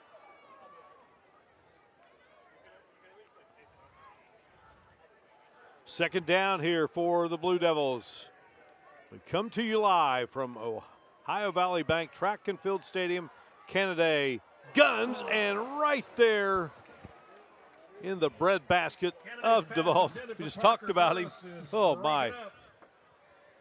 Gage DeVault on that breakup for the Big Blacks. Gage DeVault. Yeah, the linebacker drops back into the zone, and ball hits him in the worst place, right in his hands. Boy, DeVault is, well, he's put together, isn't he? He's a good-looking football player. All right, third down here.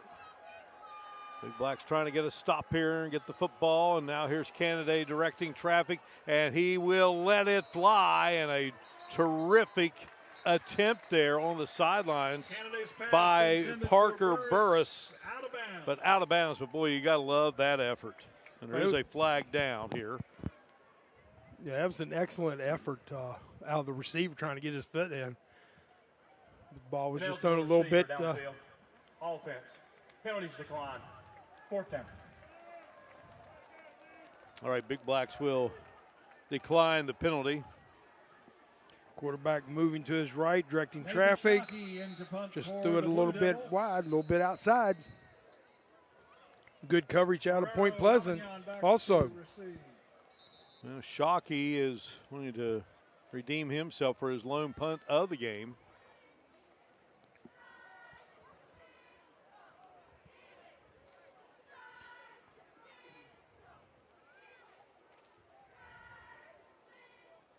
Maybe get the clock sorted out here.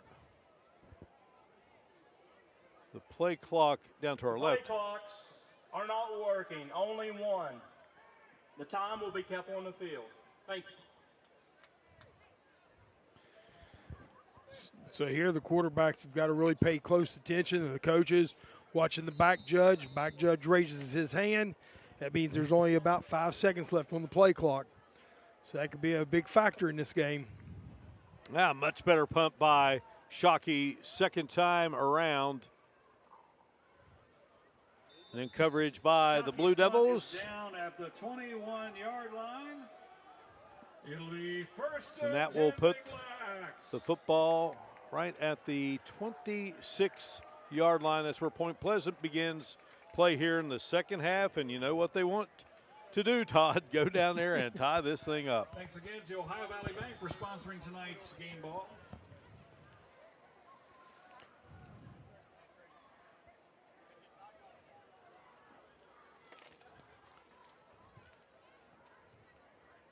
Caden Hill, the QB for Point Pleasant.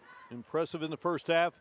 Fakes the handoff, and he wants to run with it. And Mason Meadows will chase him down after about a 2-yard jaunt. Jan Dills is proud to sponsor the streaming of tonight's FNR game on Facebook and YouTube. Injured in a car wreck. Called Jan Dills, Attorneys at Law. We won't take no for an answer. Mason Meadows taking no for those ball carriers, isn't he?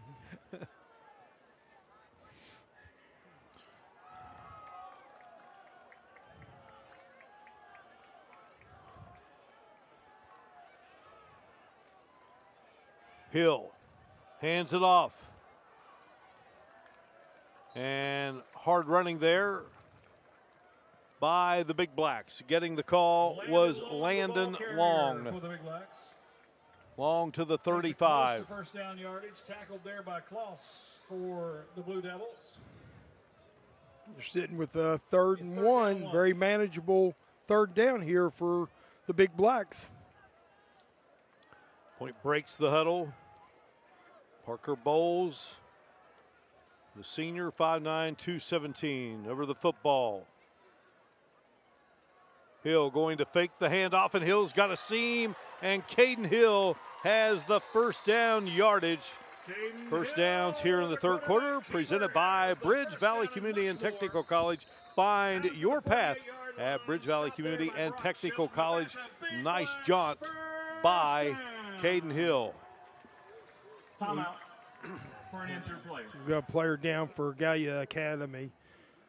Looks like it might be number 7. Man, that'd be Brock Shelton. Yeah, Brock Shelton. 13-yard pickup on the play for Point Pleasant's outstanding senior QB.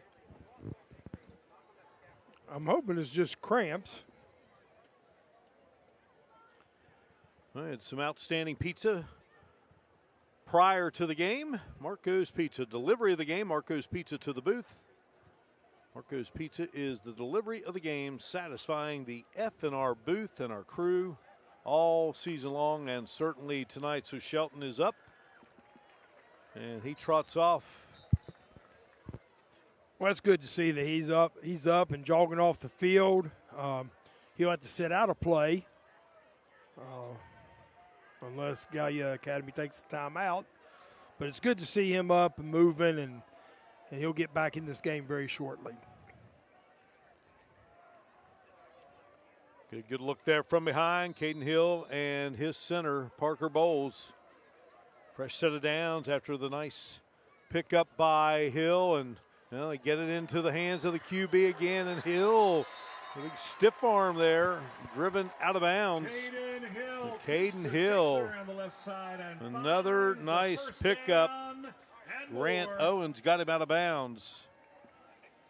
The pullers there, they sealed the edge, and the quarterback got to the edge and made a good gain. They had a 13-yard pickup, then follows it with an 11-yard gain.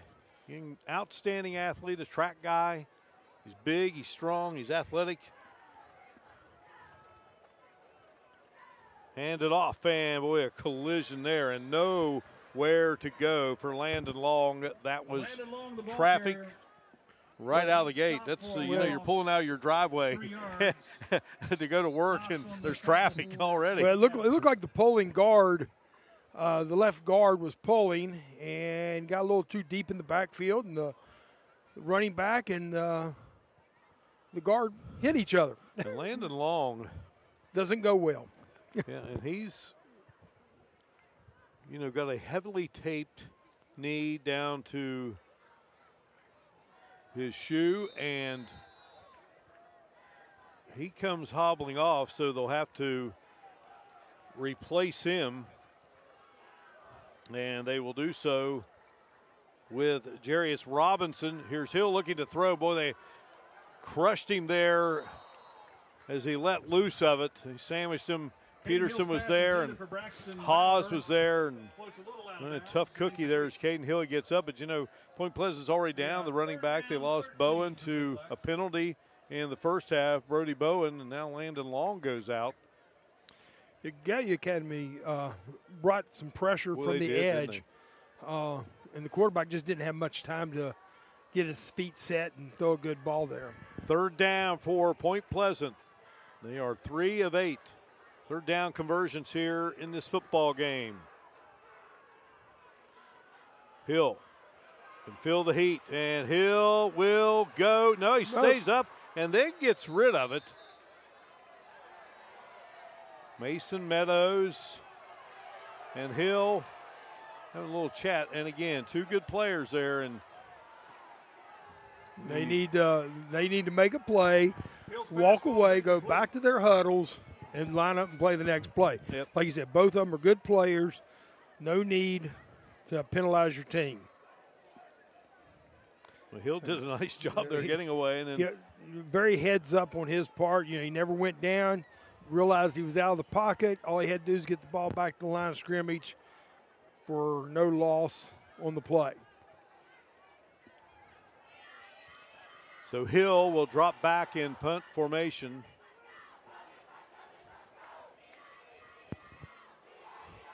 You were a guy who grew up in the Kanawha Valley, played at Stonewall, and you got to see a lot of great teams. And here's the kick by Hill. Shelton is back there, and see where they end up downing it around the 7-yard line. Pretty good kick by Hill. Yeah, but you had first touching at about the 15, maybe the 14-yard line, so they'll bring the ball back to that mark, that spot.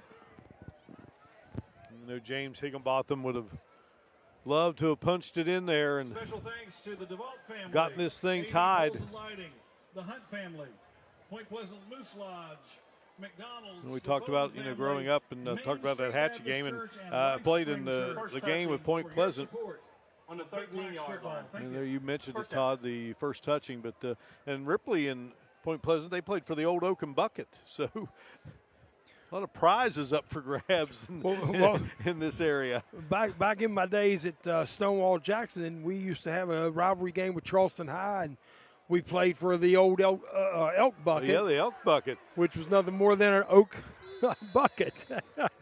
Nice pickup there by Peterson. The ball carrier. Forced out of bounds at the 27-yard line by Braxton Bauer. They'll spot at the 26. It'll be 1st and 10. 13-yard pickup there by Peterson.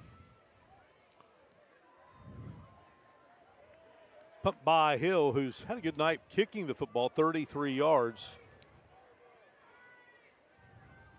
Bridge Valley first down, and on the attack is Canada. Nowhere to go there.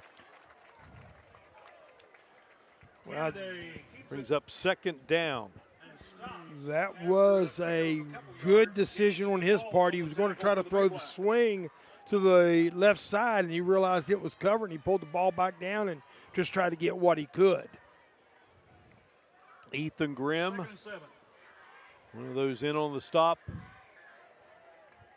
Second down. Kennedy straight ahead, and Grimm's got a hold of him, and Kennedy not going down easy. It's going to take several black jerseys, and the QB for Gallia Academy never actually goes down. Yeah, that was a good run on his part. He run, both of these quarterbacks run really hard. Both of them are great leaders for their teams. Ball spotted at the 35-yard line. It'll be third down and 1 for the Blue Devils. Gallia Academy, 3rd and 3 of 6 on third downs. Kennedy awaits the snap.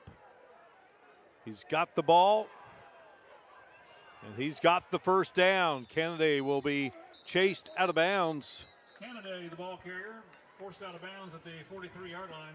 There's a flag on the play. Khalil Bryant chased him out, but it looks like a flag down. Here's Alan Settle. Illegal block in the back. Offense number 11. 10-yard penalty from the spot of the foul. Third down. Talk about Alan Settle, and he's a outstanding football official, but also does state softball tournament games, basketball as well. And you find that a lot of these guys do multiple sports. They love it. When I talk to officials, it's like the coaches, players, it's camaraderie, it's traveling, it's grabbing the pizza or the dinner afterwards or before, or both. Oh, very, very much so. These guys, they spend a lot of time together. They generate great friendships, and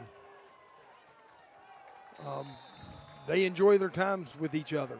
Kennedy took a big hit there from DeVault. Kennedy, boy, he's tough, and he gets up, but he got the ball into the air, but it goes out of bounds. So it's going to bring up a 4th down and punting situation here for Gallia Academy.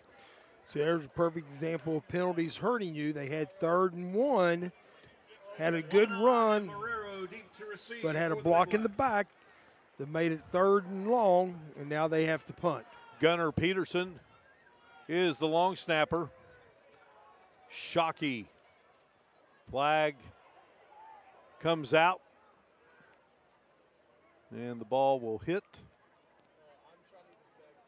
Shockey's kick is down at the Point Pleasant 42. There is a flag on the play. Not a 30-yard kick, but there is a flag on the play. We'll check that out. Mr. Settle will give us the call.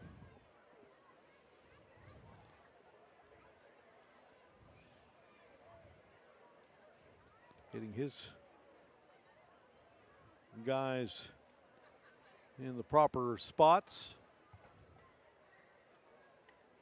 Looks like the penalty. Illegal formation, offense, 5 men in the backfield.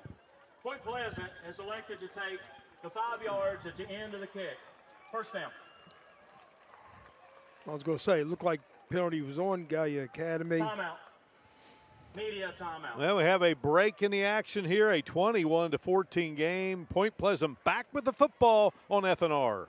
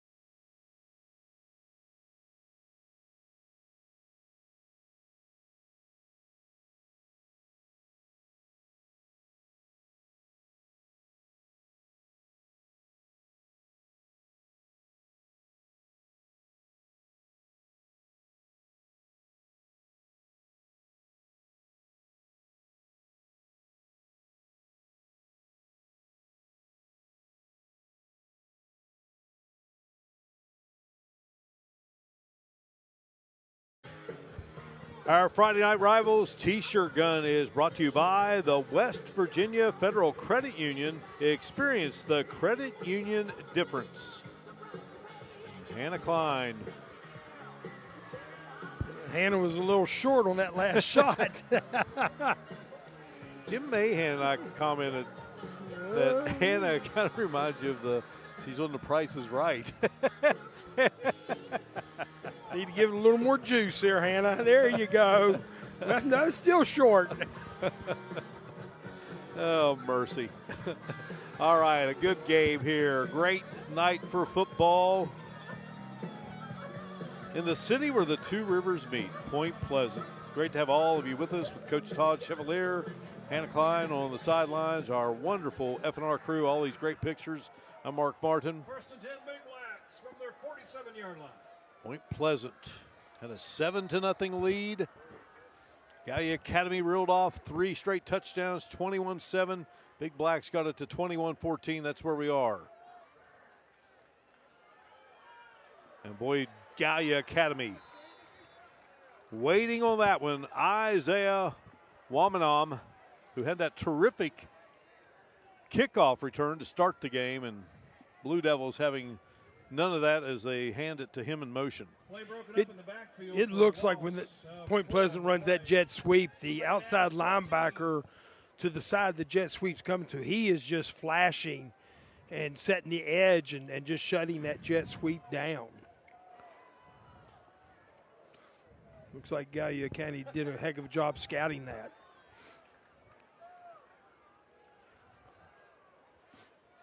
Second down play. Hill steps up, avoids the rush, and Caden Hill talked about this young man being dangerous with his feet, and Caden Hill races to first down yardage. A Bridge Valley first down. Bridge Valley Community and Technical College, find your path. Tell you what, he does a great job getting out of pressure. When he clears that pocket, he just tucks it and goes. Little magic with his feet there. 14-yard pickup for Caden Hill and a fresh set of downs for Point Pleasant. They journey into Gallia Academy territory. Hill going to give it to Robinson, who breaks a couple of tackles and will charge his way for about 5. That's a nice little hard run there.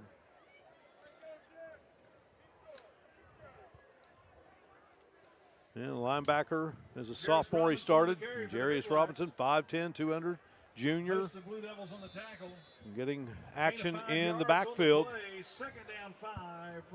And James Higginbotham, been a part of the football program here at Point Pleasant for a long time. An outstanding baseball coach. Had Point Pleasant in the state baseball tournament multiple years. A couple of state runner-up finishes. Always been a great baseball town. He's come down here as a kid, played at Harmon Park. That was big time. Robinson, he's a big guy, and he will have several white jerseys corral him for the stop. Gallia Academy's defense, they got some good-looking kids out there, Todd. They sure do. Both teams do, but boy, just looking at these guys right there. Both of these teams have spent time in the weight room. You can tell that. Big Blacks 3 of 9, third down conversions. Trying to convert here, keep this drive going. This is a big third down, Mark. Hill steps back, Hill in trouble. Show off his athleticism here, and may have a man, and well, he did. Just unfortunate there. Pass falls incomplete. Just could not connect there with his intended receiver, Gavin Barnett. I think he would like to have that play over with. When he scrambled and got out of trouble there, has turned the corner. He had some running room, but he just chose to throw the ball. But I think if he had it over, he would have rather ran it. So a fourth down play coming up here for Point.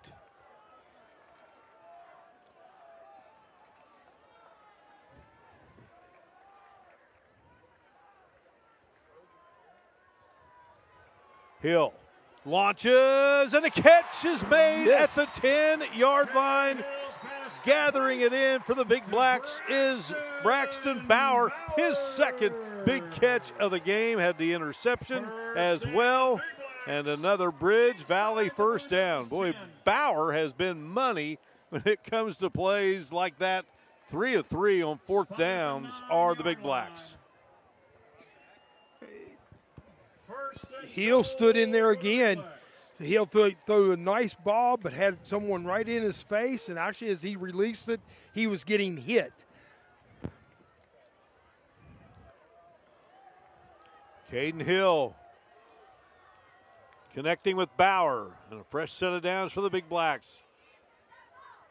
Trying to even this thing up, and Hill runs into a white wall there. Hill on the quarterback keeper. He dives ahead for maybe a yard. Brings up second down.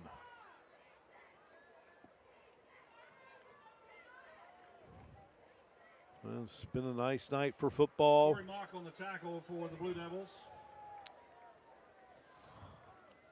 Second goal from the 8-yard line.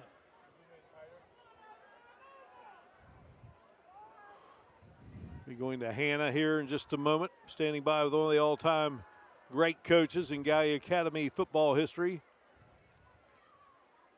Hill fakes the handoff, slips away from one tackler, and Hill, showing his great leg strength, gets it to about the 7-yard line. Peterson was there on the play. Gunnar Peterson on the stop. Third and goal for the Big Blacks.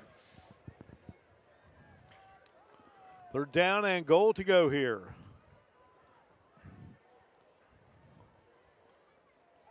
Big Blacks with a golden opportunity.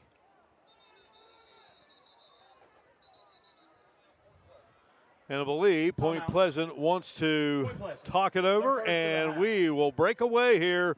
Big Blacks trying to tie it up here on FNR.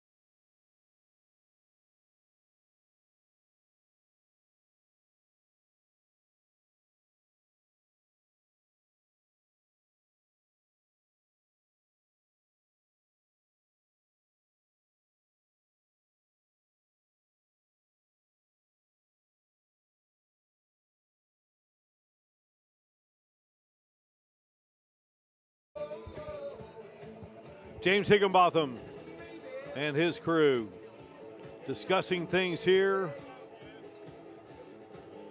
on our Go-Mart Friday Night Rivals Game of the Week, presented by Glenville State University, a 21-14 contest.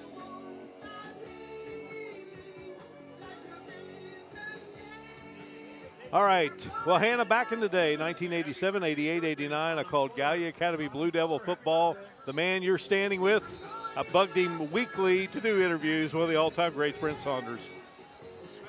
Mark, I just love that. I love hearing the history about all of this. So, of course, Hall of Fame night, I had to bring him out and kind of be nosy about your past and talk a little bit about that. Mark is hyping you up right now. I wish you could hear him. Well, I'm glad to be here and see a great football game, and I appreciate WCHS and what they're doing for our community.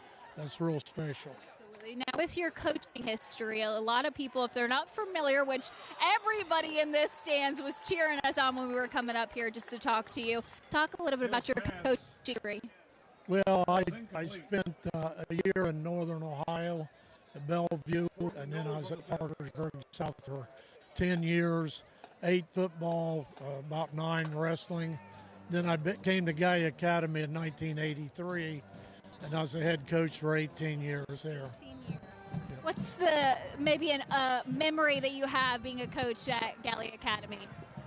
Well, beating Point Pleasant there a couple of times, but Coach Safford and I go way back, and years where he probably had the better team, we would beat them and then switch it around the other way for them. And it's a great rivalry back in the 50s, 60s, 70s. It's very big battle, not just on the football field, but in the community. So I talked to Coach Safford earlier. Is there still a little bit of a rivalry going on? I see him on the other side of the field. Is there a little bit of something going on? Well, I will say this. He's a great coach, great guy, and I just love seeing him tonight. I hadn't talked to him for several years, and he's a special guy. And the former coach just resigned last year. He's a great guy, too. Well, I appreciate you letting me come bug you. Well, the bugs are bugging us over here. I think they just turned them loose right behind where I'm sitting. But we need a win. Point needs a win. And, we lost our first game. We could have won it probably. We got embarrassed last week at Jackson. And these kids have worked hard, and the coaches have worked extremely hard. And out of everything they're trying to do. For an injured player. All right. I appreciate you talking with me. Oh, thank you, Hannah. Absolutely. Thank you, Mark. All right, Mark, I'll send it back to you. All right. Thanks a lot, Hannah. One of the all-time greats, Brent Saunders. We saw Peterson while Hannah was talking with Coach Saunders. 22-yard rip. But I tell you what, you think I was young in my 20s, and to work with guys like Brent Saunders and Steve Safford, that's pretty special. That is special. That is special. Tell you, while Hannah was talking with Coach there, Gallia Academy did a heck of a job defensively. They sure did. Point Pleasant was right there knocking on the door. Could have tied this thing up with the score. But Gallia Academy said, no, don't think so. Yeah, the Blue Devils fend off the Big Blacks, and then they get out of the hole on the Peterson run.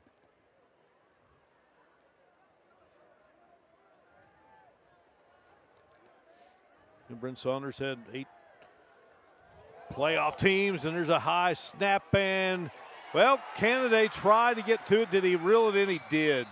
Boy. Fumble on the play. Oh, my. What an opportunity there for Point Pleasant. And the Blue Devils, they dodged disaster there.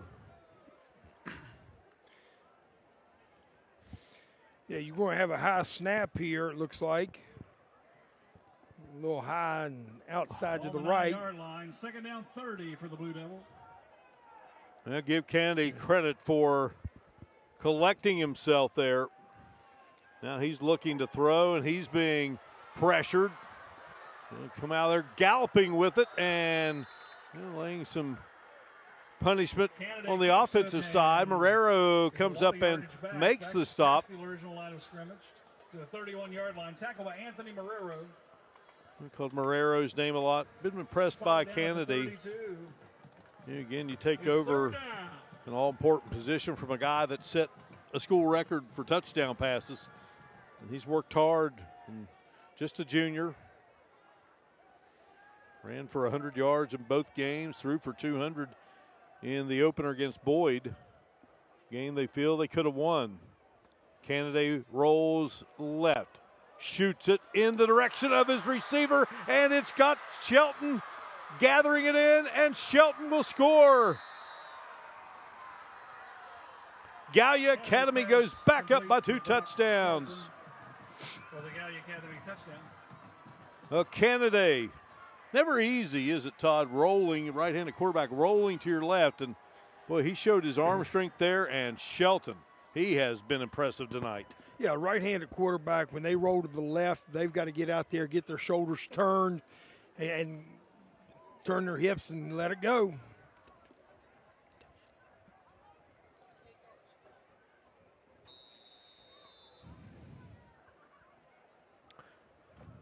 "68-yard pass play from Kennedy. to Brock Shelton. Yeah, he hit Shelton on the run, and it was no question that was going to the end zone. Kick is up, and it is good, and another look. Here he is, rolling to his left, turns the shoulders. 28, Point Pleasant 14. Hits him in the hands, in stride. Well, Shelton's got, good speed. Well, he got behind the defender and off to the races he goes. The quarterback there, when he turned his shoulders, he started running downhill. So that outside linebacker doesn't really know to stay with the receiver, come up, puts a lot of pressure on the defense when they do that. Shelton, 5 receptions, 110 yards, and the TD. And a 63-yard punt return for a touchdown earlier in the game. And our scoring summary, presented by the West Virginia Governor's Highway Safety Program. And it's 4 plays, 93 yards, 149 off the clock. When you think about, they get the stop on Point Pleasant, and then they're pinned back deep. Candidate almost loses the football on the snap, recovers. He makes a nice run. He gets some of the yardage back and then throws a touchdown pass. So now Point Pleasant, which they have done tonight, will look to respond. Shockey will kick it off. Our kickoffs presented by the West Virginia State Building and Construction Trades, where the future is forged. Shockey bangs it. It's going to take a roll, and they're going to try to come out of there with it. That's Bryant. Bryant's got some speed. And Khalil Bryant. It's one of those, no, and then Bryant. But he committed himself. Well, Mark, he had to come out of the end zone. He fielded the ball on about the 2-yard line, and it carried him into the end zone. So once he fielded it in the field of play, he then had to come out of the end zone. And when he came out of the end zone, he did a heck of a job to get a heck of a return. Yeah, you thought he was just going to let it go. Now, there is a flag down on the far side of the field. Unsportsmanlike conduct on the return team. Number 1. It's a 15-yard penalty. First down. There it is. You're out to about the 45-yard line on a great kickoff return, and then you shoot yourself in the foot by losing your composure.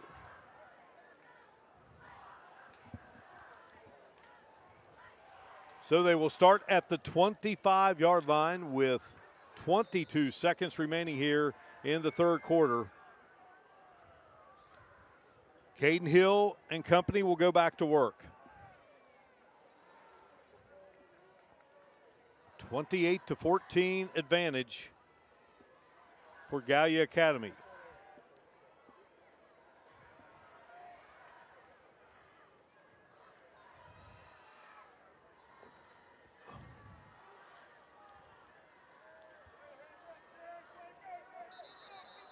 Well, hard running. And points down a couple of backs, and for the Big Blacks, it's Robinson. Picks up about 3. Nice bruising 3-yard run. History of this game, Gallia Academy, most points scored by a Blue Devil team, 44. Most points scored by a Big Black team, 2015, 76. It was a 76-29 game. Well, we have come to the end of the quarter, and stay tuned for the school bus stop of the game after the conclusion of this one. But we got a big fourth quarter still to come. Gallia Academy up on Point Pleasant, 28-14, Battle of the Bridge here on the Go-Mart Friday Night Rivals Game of the Week, presented by Glenville State University. Hey everybody, I've got Chris Miller at Dutch Miller Kia, You're helping us out this year, Chris. What made you get on board? And so we absolutely love high school athletics. We absolutely love giving back to the community, and the simple fact that we can be involved and help all of these different athletic programs all around the state. I mean, how would you not want to do that?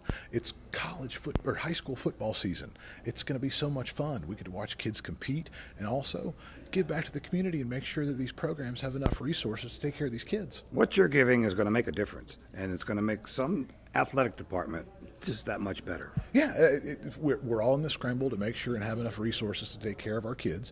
And we look at it like our job at Dutch Miller Automotive is that we believe that our business has a symbiotic relationship with the community that it's privileged enough to do business in. And when we do well, we want to make sure the community does well. So we're always doing everything that we can to give back and make sure that we're able to do the fun things we like high school football. The educators hear it, the parents hear it, the players hear it. We all want to know, where do you keep that checkbook with that big 5-foot check? So we do have big, long checkbooks, big, huge, checkbooks we give away for presentations too. They're around. Mm-hmm. Well, thank you very much, Chris Miller. Very, very good to work with you, and it's a proud situation for Dutch Miller to be in. It really is. We're honored to take part. We can't wait to watch these kids compete. It's going to be an awesome high school football season, and you guys get ready, buckle your shin straps. It's going to be a lot of fun. Let's play ball.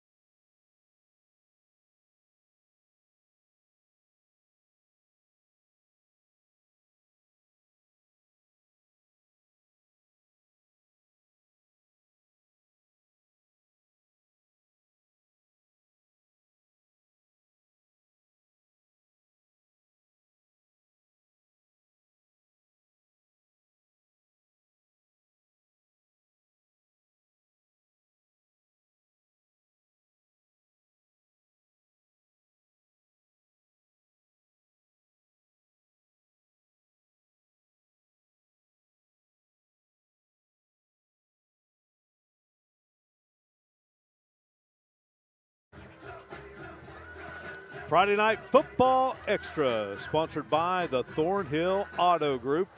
Coming up at 11:10 tonight on WCHS-TV, Zach Brown, Bailey Tucker. They're handling things, I think, tonight, Todd. I don't know if this gentleman you're working a game with is going to make it back. We still got a quarter to go. And we're going to see the Big Blacks putting that ball in the air soon because they got to get back in this thing. But we look forward to all the highlights tonight. Zach and Bailey, and here's Caden Hill. He'll take off with it, and Hill maneuvers his way to the 37-yard line. Been impressed. I mean, again, we just talked about these two kids playing the QB for Point Pleasant, Gallia Academy, respectively. Matt Canaday and Caden Hill, they have just been terrific leading their teams. You're a coach. You'd take either one, wouldn't you? I would take either one of those young men. First downs here in the fourth quarter, presented by the Clay Center, where science and art come alive.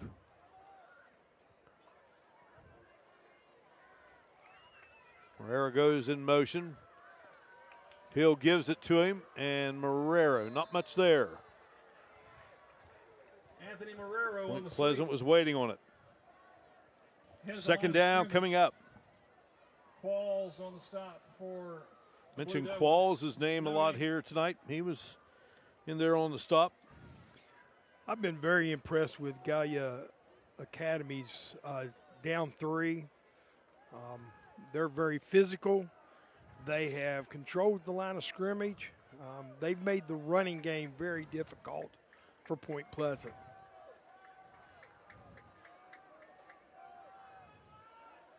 And again, Point Pleasant's down to their 3rd running back. And Robinson, he's athletic, plays defense, and hard-nosed. Second down play. The black and red clad Big Blacks, and in and out of the hands of the receiver for Point Pleasant, as Barnett could not hang on. That brings up third down.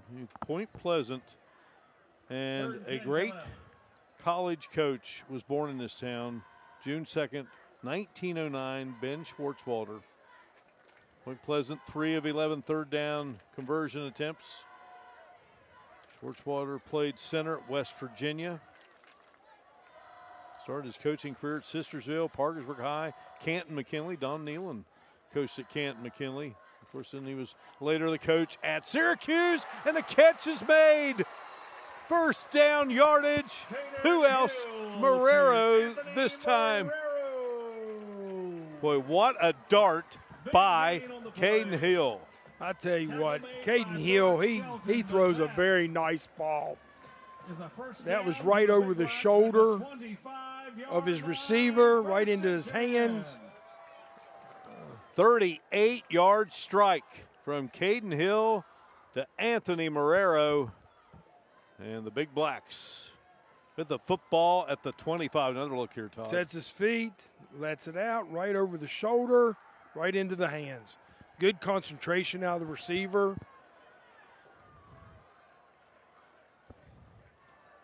Hill looking to throw. Guns it. And the catch is made. And Marrero again. Marrero to the 12-yard line. Another Clay Center first down. Mark, I think that's one of the toughest pass routes for a high school defense to cover. Is 12-yard gain. Is that curl route. And Marrero has been a busy guy. 7 receptions, 98 yards. Fresh set of downs for Caden Hill and company. Hill looks, launches, and incomplete. Back in the game is Landon Long. He was shaken up. And boy, you look at that left leg of Long's and wrapped heavily there. Looks like he has a big brace on underneath all that wrap, so he's gutting it out tonight.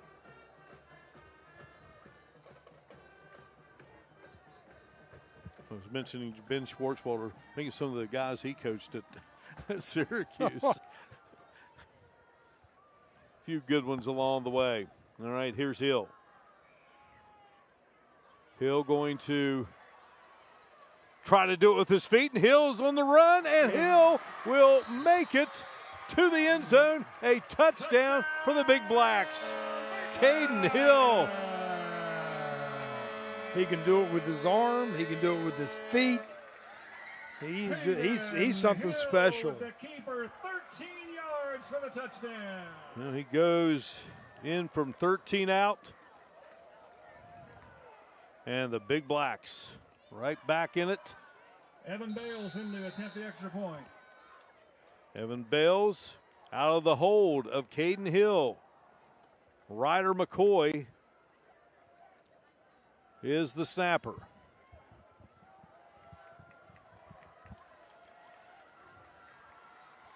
Hill had the big pass to Marrero in the drive. And that kick, I'm not sure if they got a piece of it or not, but it is good, and we got ourselves a football game. Caden Hill drops back, pumps, makes the decision to run, and just outruns Gallia Academy's defenders. and into the end zone. 7-point game here at beautiful Ohio Valley Bank Track and Field Stadium. The battle for the bridge. 7-point game here with 9:27 to go.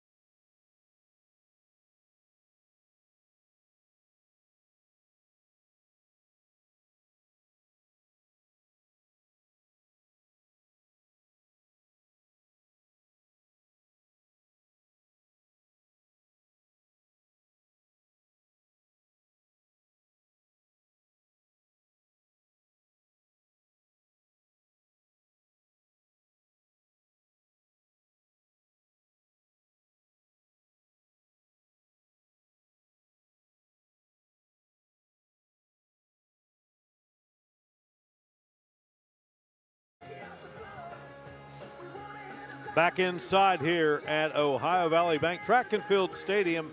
Battle of the Bridge, 88th meeting, Point Pleasant, Gallia Academy. And Caden Hill goes in from 13 yards out for the Big Blacks to make it a 28-21 Gallia Academy lead. And our scoring summary by the West Virginia Governor's Highway Safety Program, 8 plays, 60 yards, 3:05. Well, it's been a long time since Dave Darst was doing something on a Friday night in Point Pleasant besides coaching. And tonight, he's got time to talk to Hannah. You know what, Mark, right before this interview, I was telling him, I don't know how I feel talking to you on the opposite side of this, just watching you on the sidelines in a whole different perspective. You have to tell me, is it weird? How does this feel? It's very odd. I mean, 38 years of being out there on that sideline and then to sit back in here and just watch a football game because, I mean, yeah, I mean, it's interesting for a better word. I feel like it has to be tough. I'd be the one to go over there and maybe start calling some plays. That would be me, though. Well, we sit over and do a lot of chair coaching right now, and you know, things that we would do if we were out there. But you know, coaches have such a hard job. You know, you got 25, 30 seconds to make a decision for every play, and you know, it's easy for us to sit back here in the chair, especially now that you've done it your whole life and just, well, I do this or do that. But you know, it's still fun. It's high school football, Friday night, great football game going on, big rivalries.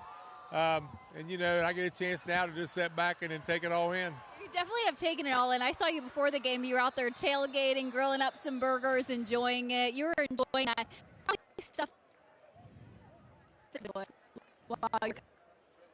Tobias Kudria on the return for yeah, and I'm now the president of our Hall of Fame here at Point Pleasant, and so we had our Hall of Fame induction ceremony tonight, and had a great time with meeting with all those people this evening, and you know, just took on a new role and really enjoying it.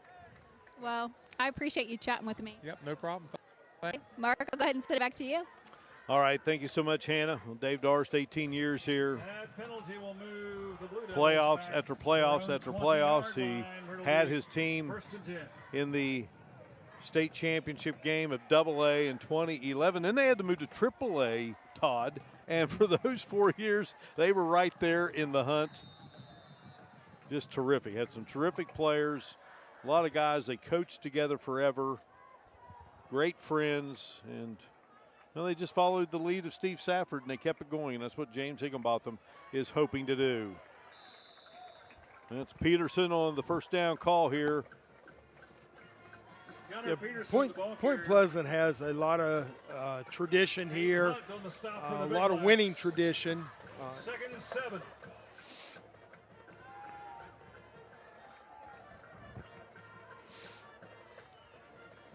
Second down. Max Kennedy awaiting the snap. In a 28-21 game. Well, they do a nice job with the ball fake there. Minnie collapsed on Kennedy, and it would be Peterson, and a flag comes out. Well, number 51, I think, it might be 54, for Gallia Academy. Came in late onto the pile, but I don't think anything was going to be called. And then there was some shoving. Net ball. Personal foul. Defense. Number 56. 15 yards. Into the run. First down. You know, when these coaches look at the tape, usually on Sunday, I'm sure, well, most of them will do it tomorrow, but when they gather collectively and then get with the team, you know, this is going to be something big they talk about. So it results in a Clay Center first down.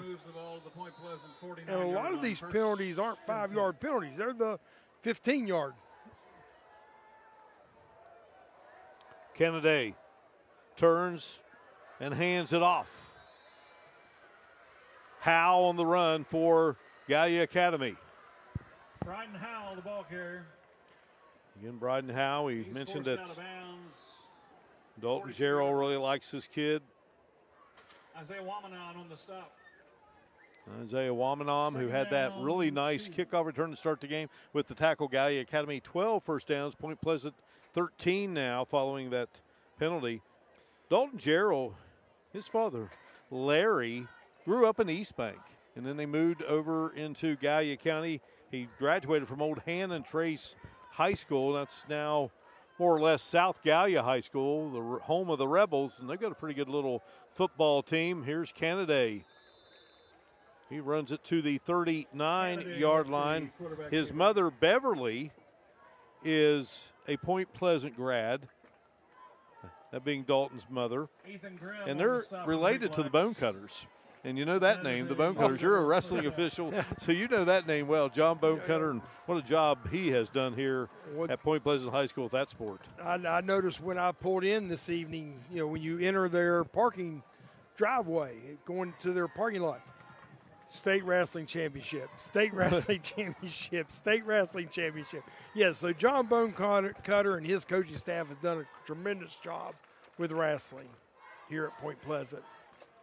Kennedy gets the snap, gives it to Peterson, and Peterson fights for yardage. Gunnar Peterson. Now you see the mission right now for Dalton Jarrell and his team. Run the clock. Gain of 5. And just keep things going. Andrew Whittington made the stop for Point Pleasant. Yeah, it's going to be a case. Gallia County is going to try to keep the ball on the ground, keep the clock running. Point Pleasant is going to have to come up and make a defensive stop. They can't. I don't think they can afford to give up another score and go back down by 2 scores. There's only 7 minutes, 7:11 on the clock. Time's getting short for them. Well, he spread it out, Kennedy, just a snap to him, and he's going to take off with it. He avoids one tackler. Flag comes out. Kennedy, the ball carrier, he is stopped behind the line. There is a flag on the play. Holding. Offense. 10 yards from the previous spot. Second down. Gage McCoy over there on the stump. 6'1", 215-pound senior would love nothing better than to celebrate his 18th birthday today by holding on to that bridge trophy. Yes, he would. Happy birthday to Gage. That would be an outstanding birthday gift. The penalty yardage. You're getting to keep the trophy, getting your first win of the season. Big Blacks lost to Fairland last weekend. Gallia Academy had a 17-13 lead over Boyd in the fourth quarter. Here's Kennedy. Wheels to the near side, looking, and flings it. Kennedy's pass intended for Brock Shelton. Gallia Academy has been penalized 10 times for 95 yards in the game. 15. Another good decision out of the quarterback. He got out of the pocket, didn't have anything, so he just got rid of the football. Big third down here for Point Pleasant. Third and, 15, 14. They need a stop. Max Kennedy gets the snap, rolls right, looks, fires, picked off, and then dropped.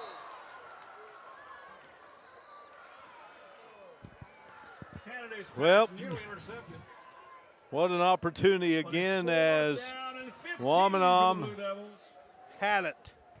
You know, and you know that young man sophomore. He didn't mean to drop that ball, but by George, he's hurting right now. He is hurting for that drop. Now Shockey will come in to kick it and try to pin the Big Blacks deep. That might have been the worst ball that he has thrown all night. He was a little short on the pass. Could have and should have been intercepted, but he drops it. Now we got a punt. Oh, high snap. Over the corner. Shockey will just fall on it at the 30. And Shockey downs the ball at the What a break for the Big Blacks. And 10 for the Big Blacks from the Blue Devils 30. Okay, we'll see what the Big Blacks can do with this. They got great field position. Well, we talked so much about the Bridge Trophy, but you saw our trophy there. Which is a good-looking trophy also. Yes, it is. The FNR Trophy, Tri-State Trophy. Really good look at it. Loss of 27 on that bad snap. Now, one of the great scenes in all of FNR down through the years, 9 years, was our Red Hat, Dan Carney, who does such a great job. We were promoting the trophy, and Dan swooped up the trophy. It was a great scoop and score. Here's Caden Hill. He launches, and the catch, is it made? I think so. It's Marrero at the 10-yard line. Blue Devils say no. Big Blacks say yes, and the officials say yes. How about Marrero tonight? What a catch. What a catch. I tell you what. Anthony Marrero has been money tonight. Bowers had those great catches, and what more can you say about Hill?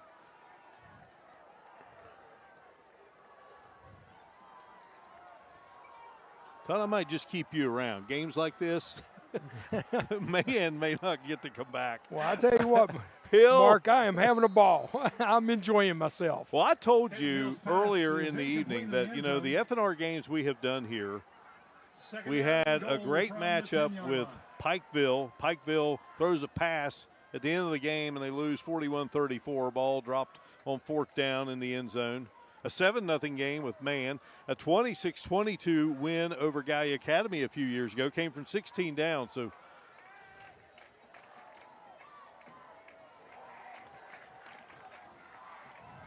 eight receptions, 118 yards for Marrero. And we've been lucky with the weather here. Battle of the Bridge between St. Albans and Nitro. It's been delayed until tomorrow. Here's Hill rolling, looking, gunning. And that ball will fall incomplete. So Nitro and St. Albans is going to go and resume their game in the tomorrow. Morning. Yep. Ball's incomplete, intended for Bauer. Again, it's all about safety. When you have those Absolutely. weather delays and lightning around, you just don't want to take those chances. 28-21 game with 5:58 remaining. A lot of great football tomorrow down the road. Huntington, you got Marshall opening up for the first time this season at Jones Edwards Stadium. Tony Gibson, the new head coach. Caden Hill steps up. Hill throws and overshoots his intended receiver, and that will bring up 4th down. Hill's pass sails a little high and incomplete. I thought he was going to pull the ball down and tuck it away and run, but he made the decision to throw, and he was a little high. Threw it out of the back of the end zone. We talked about going to Huntington, and then you go up the road to Ohio and Athens, and a big game there as Rich Rodriguez and the Mountaineers invade Well, now, you know, Bobcat country. Now, with that being played in Athens, will it be an Ohio U home game, or will it be a West Virginia home game with the crowd? I have heard that a lot of West Virginia fans bought season tickets just to have tickets for that game. All right, meanwhile, Hopefully people had tickets for this game. It's been brilliant. And Gallia Academy has jumped off sides on the defensive end. Fourth down. Okay, it's fourth down here. They get them to jump off sides, so now it's going to be 4th and goal from the 5. 5-yard penalty. 4th down.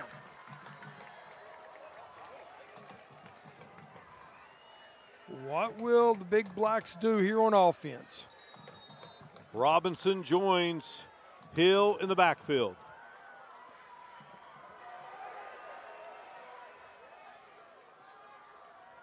Hill rolls. Throws, and it is broken up. Hill's pass falls incomplete in the end zone. Outstanding job Turnover on downs. It'll be Blue Devil football at the 5-yard line. by the Gallia Academy Blue Devils. And Canada was back there defending. That is 2 different series that Point Pleasant has had the ball in the red zone, and Gallia Academy, has raised up and shut the door on the Big Blacks to keep.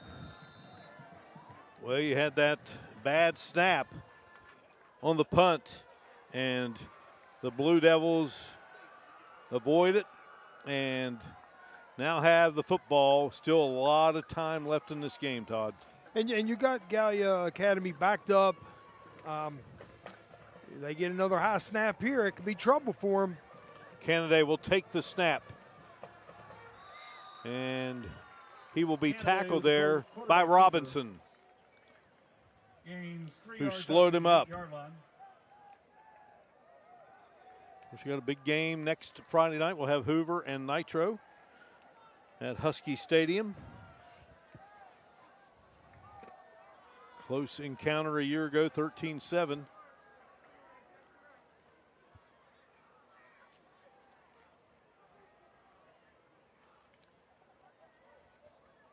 Canada awaiting the snap, gets it, hands it off, and here is Peterson. Peterson rips it to the 34-yard line. A Clay Center first down. That has the first down at the 35. Well, they've got 2 backs that they really like to use. 27-yard run. Gunnar Peterson, Connor Nichols. Nichols has been banged up. They call him Lightning, they call him Thunder. Here's Lightning. If you were watching that replay close, the center and the right guard did a great job on a double team on the nose guard to get the back through the first level. And once he got through the first level, he was in open field, and he made a great, 27-yard carry. Fresh set of downs for the Blue Devils, clinging to the 7-point lead, and banging through, not for much, is Peterson. 2 first-year head coaches guiding the programs in which they once played for.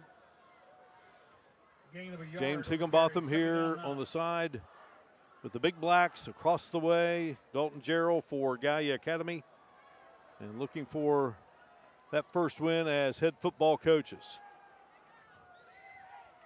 Peterson now 8 carries, 72 yards. Second down play. Kennedy takes the snap, gives it to Peterson. Peterson finding daylight again, to midfield he goes. Peterson, the ball carrier, tackled by Hayden Hunt.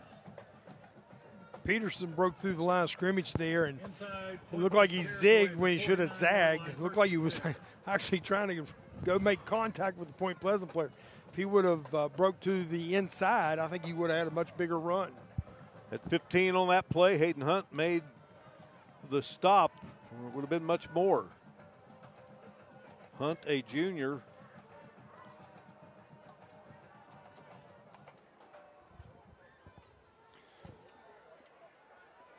Notice Gallia County has slowed their offensive pace down, trying to work the clock.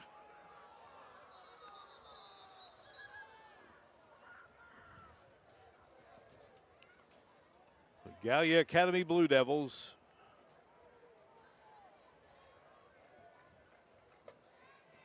A program with playoff success. Yep, Brent Saunders. Here's Alan Settle. Please set the game clock to 3 minutes and 30 seconds. It'll be 25 seconds on the play clock.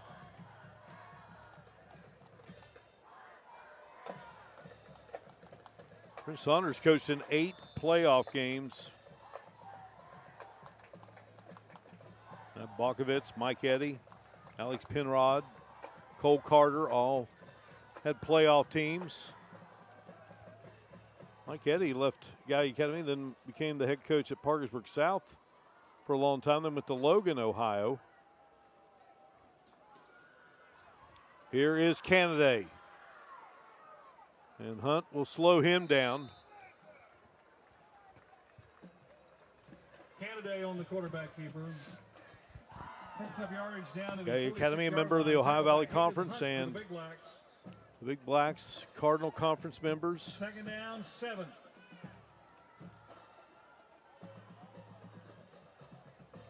Well, that clock is starting to become an enemy for Point Pleasant.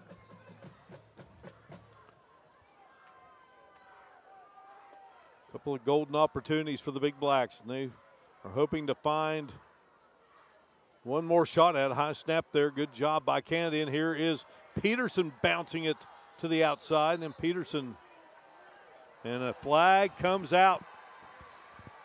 I think he was out and probably got banged a little too much. I was going to say, it looked like he was already out of bounds, and they went ahead and took him on down. And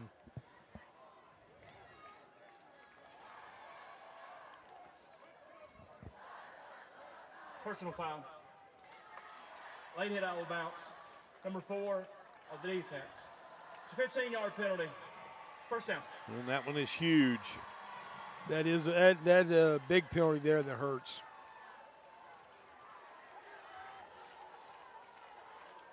Again, a series that dates back to 1923, and they played at the Mason County Fairgrounds, Harmon Field, Dyke Rose Stadium, Sanders Memorial Field. This is the 5th game here at Ohio Valley Bank Track and Field Stadium. Point Pleasant winning last year at Memorial Field 33-28.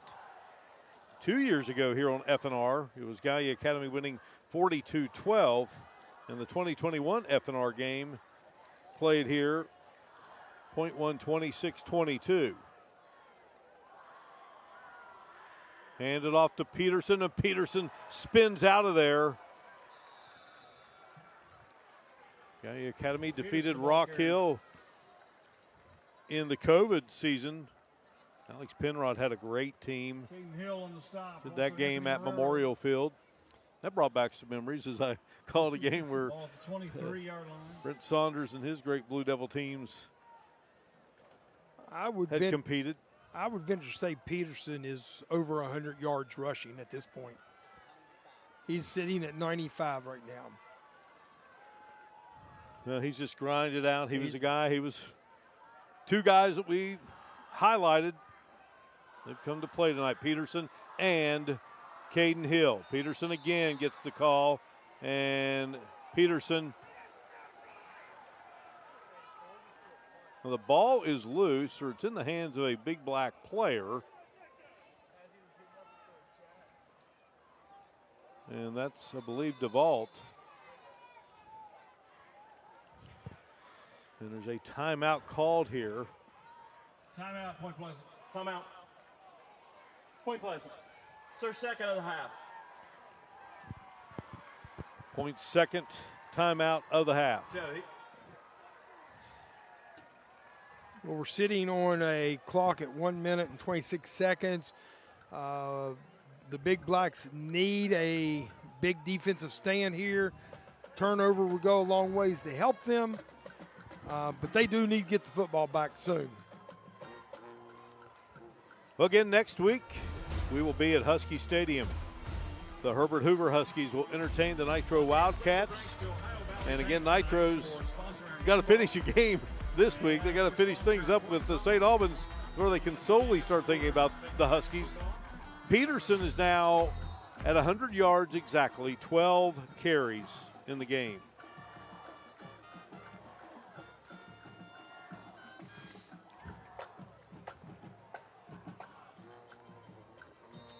Well, when you say Friday night rivals, this is a rivalry. And these kids know each other from across the river. And it's been going on now for 88 years.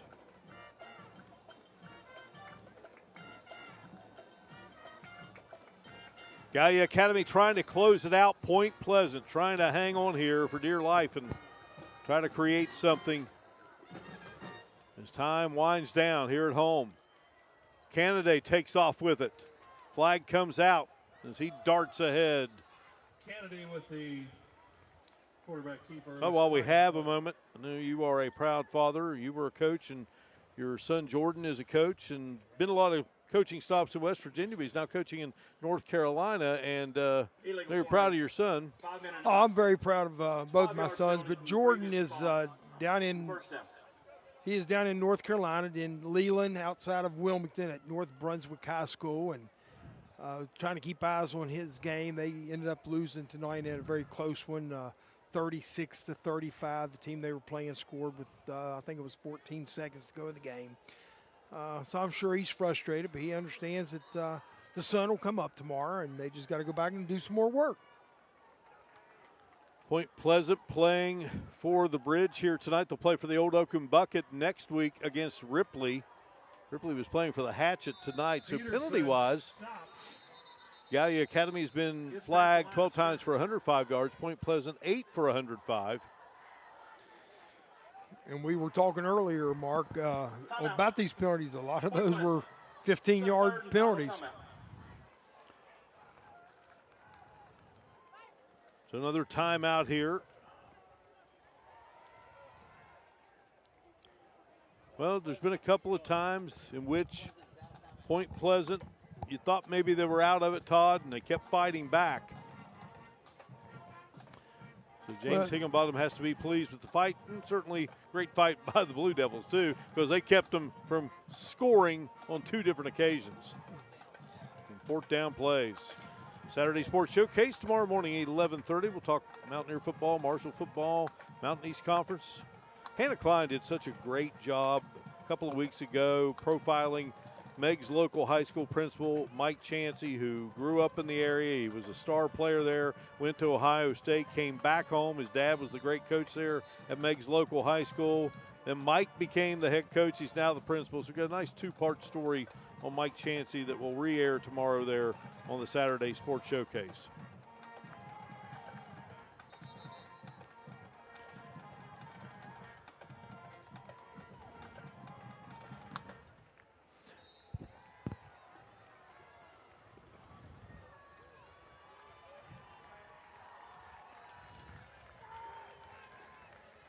And the victory formation. Yeah, I think Point Pleasant will look back at this when they go study the film. They're going to look back. Penalties really hurt them. The 2 defensive stops by Gallia Academy, gave them chances for 2 touchdowns that they lost. But this has been a heck of a football game, Mark. Neither team has anything to be ashamed of except for maybe the penalties. I think both teams played hard. Hard-fought game. Well, go ahead, I'm sorry. 2 outstanding quarterbacks. Well, Gallia Academy lost that heartbreaker to Boyd County, 31-17. Last week to Jackson, 56-3. And finally, victory comes their way. And the Big Blacks fall for the second time, 28-21. 32-year-old Dalton Jarrell getting his first victory as the head coach at his alma mater. And, sooner or later, it will come for 55-year-old James Higginbotham. 2 coaches a brace there. What a scene. Hard-fought game. It got feisty at times, but it's all said and done. A lot of nice handshakes and great entertainment. Be sure to come out next week and support your Point Pleasant Big Blacks. When you talk about high school football, Todd, I think this illustrates what it's all about. Oh, very much so. Very much so.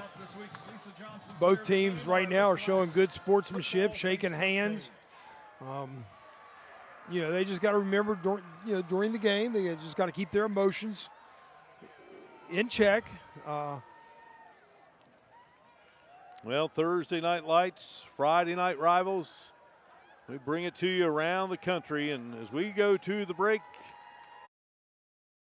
the great scenes from across the country. It's all over. Gallia Academy wins the Battle of the Bridge 28-21, and our post-game coverage is coming up. We got a lot of hardware to hang out, including that big bridge and our FNR trophy.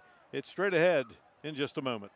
The best Thursday night lights and Friday night rivals highlights from across the country.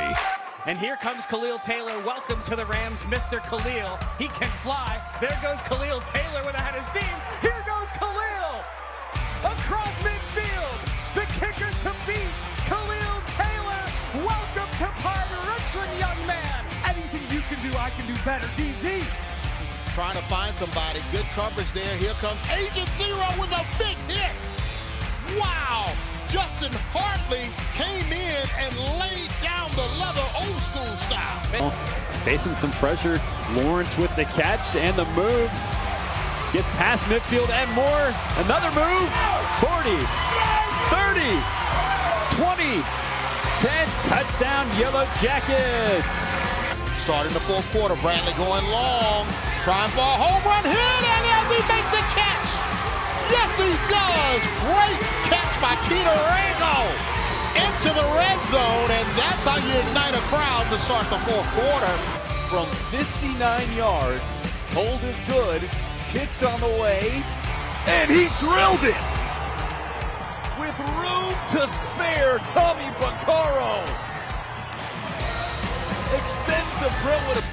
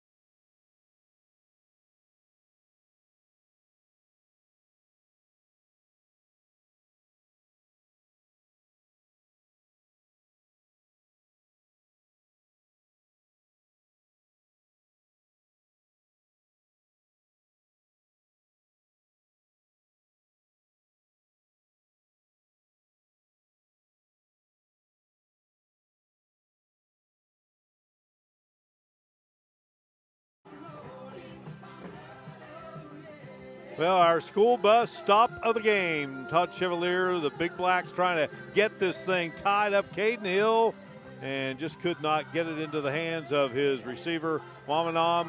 Good job by the Blue Devil defense. And that is our school bus stop of the game. Meanwhile, our player of the game, Max Canaday of Gallia Academy. He was 7 of 16 passing, 110 yards, 2 touchdowns, and he rushes 14 times for 94 yards. Hannah Klein is with our player of the game and the victorious head coach, Dalton Gerald. Take it away, Hannah.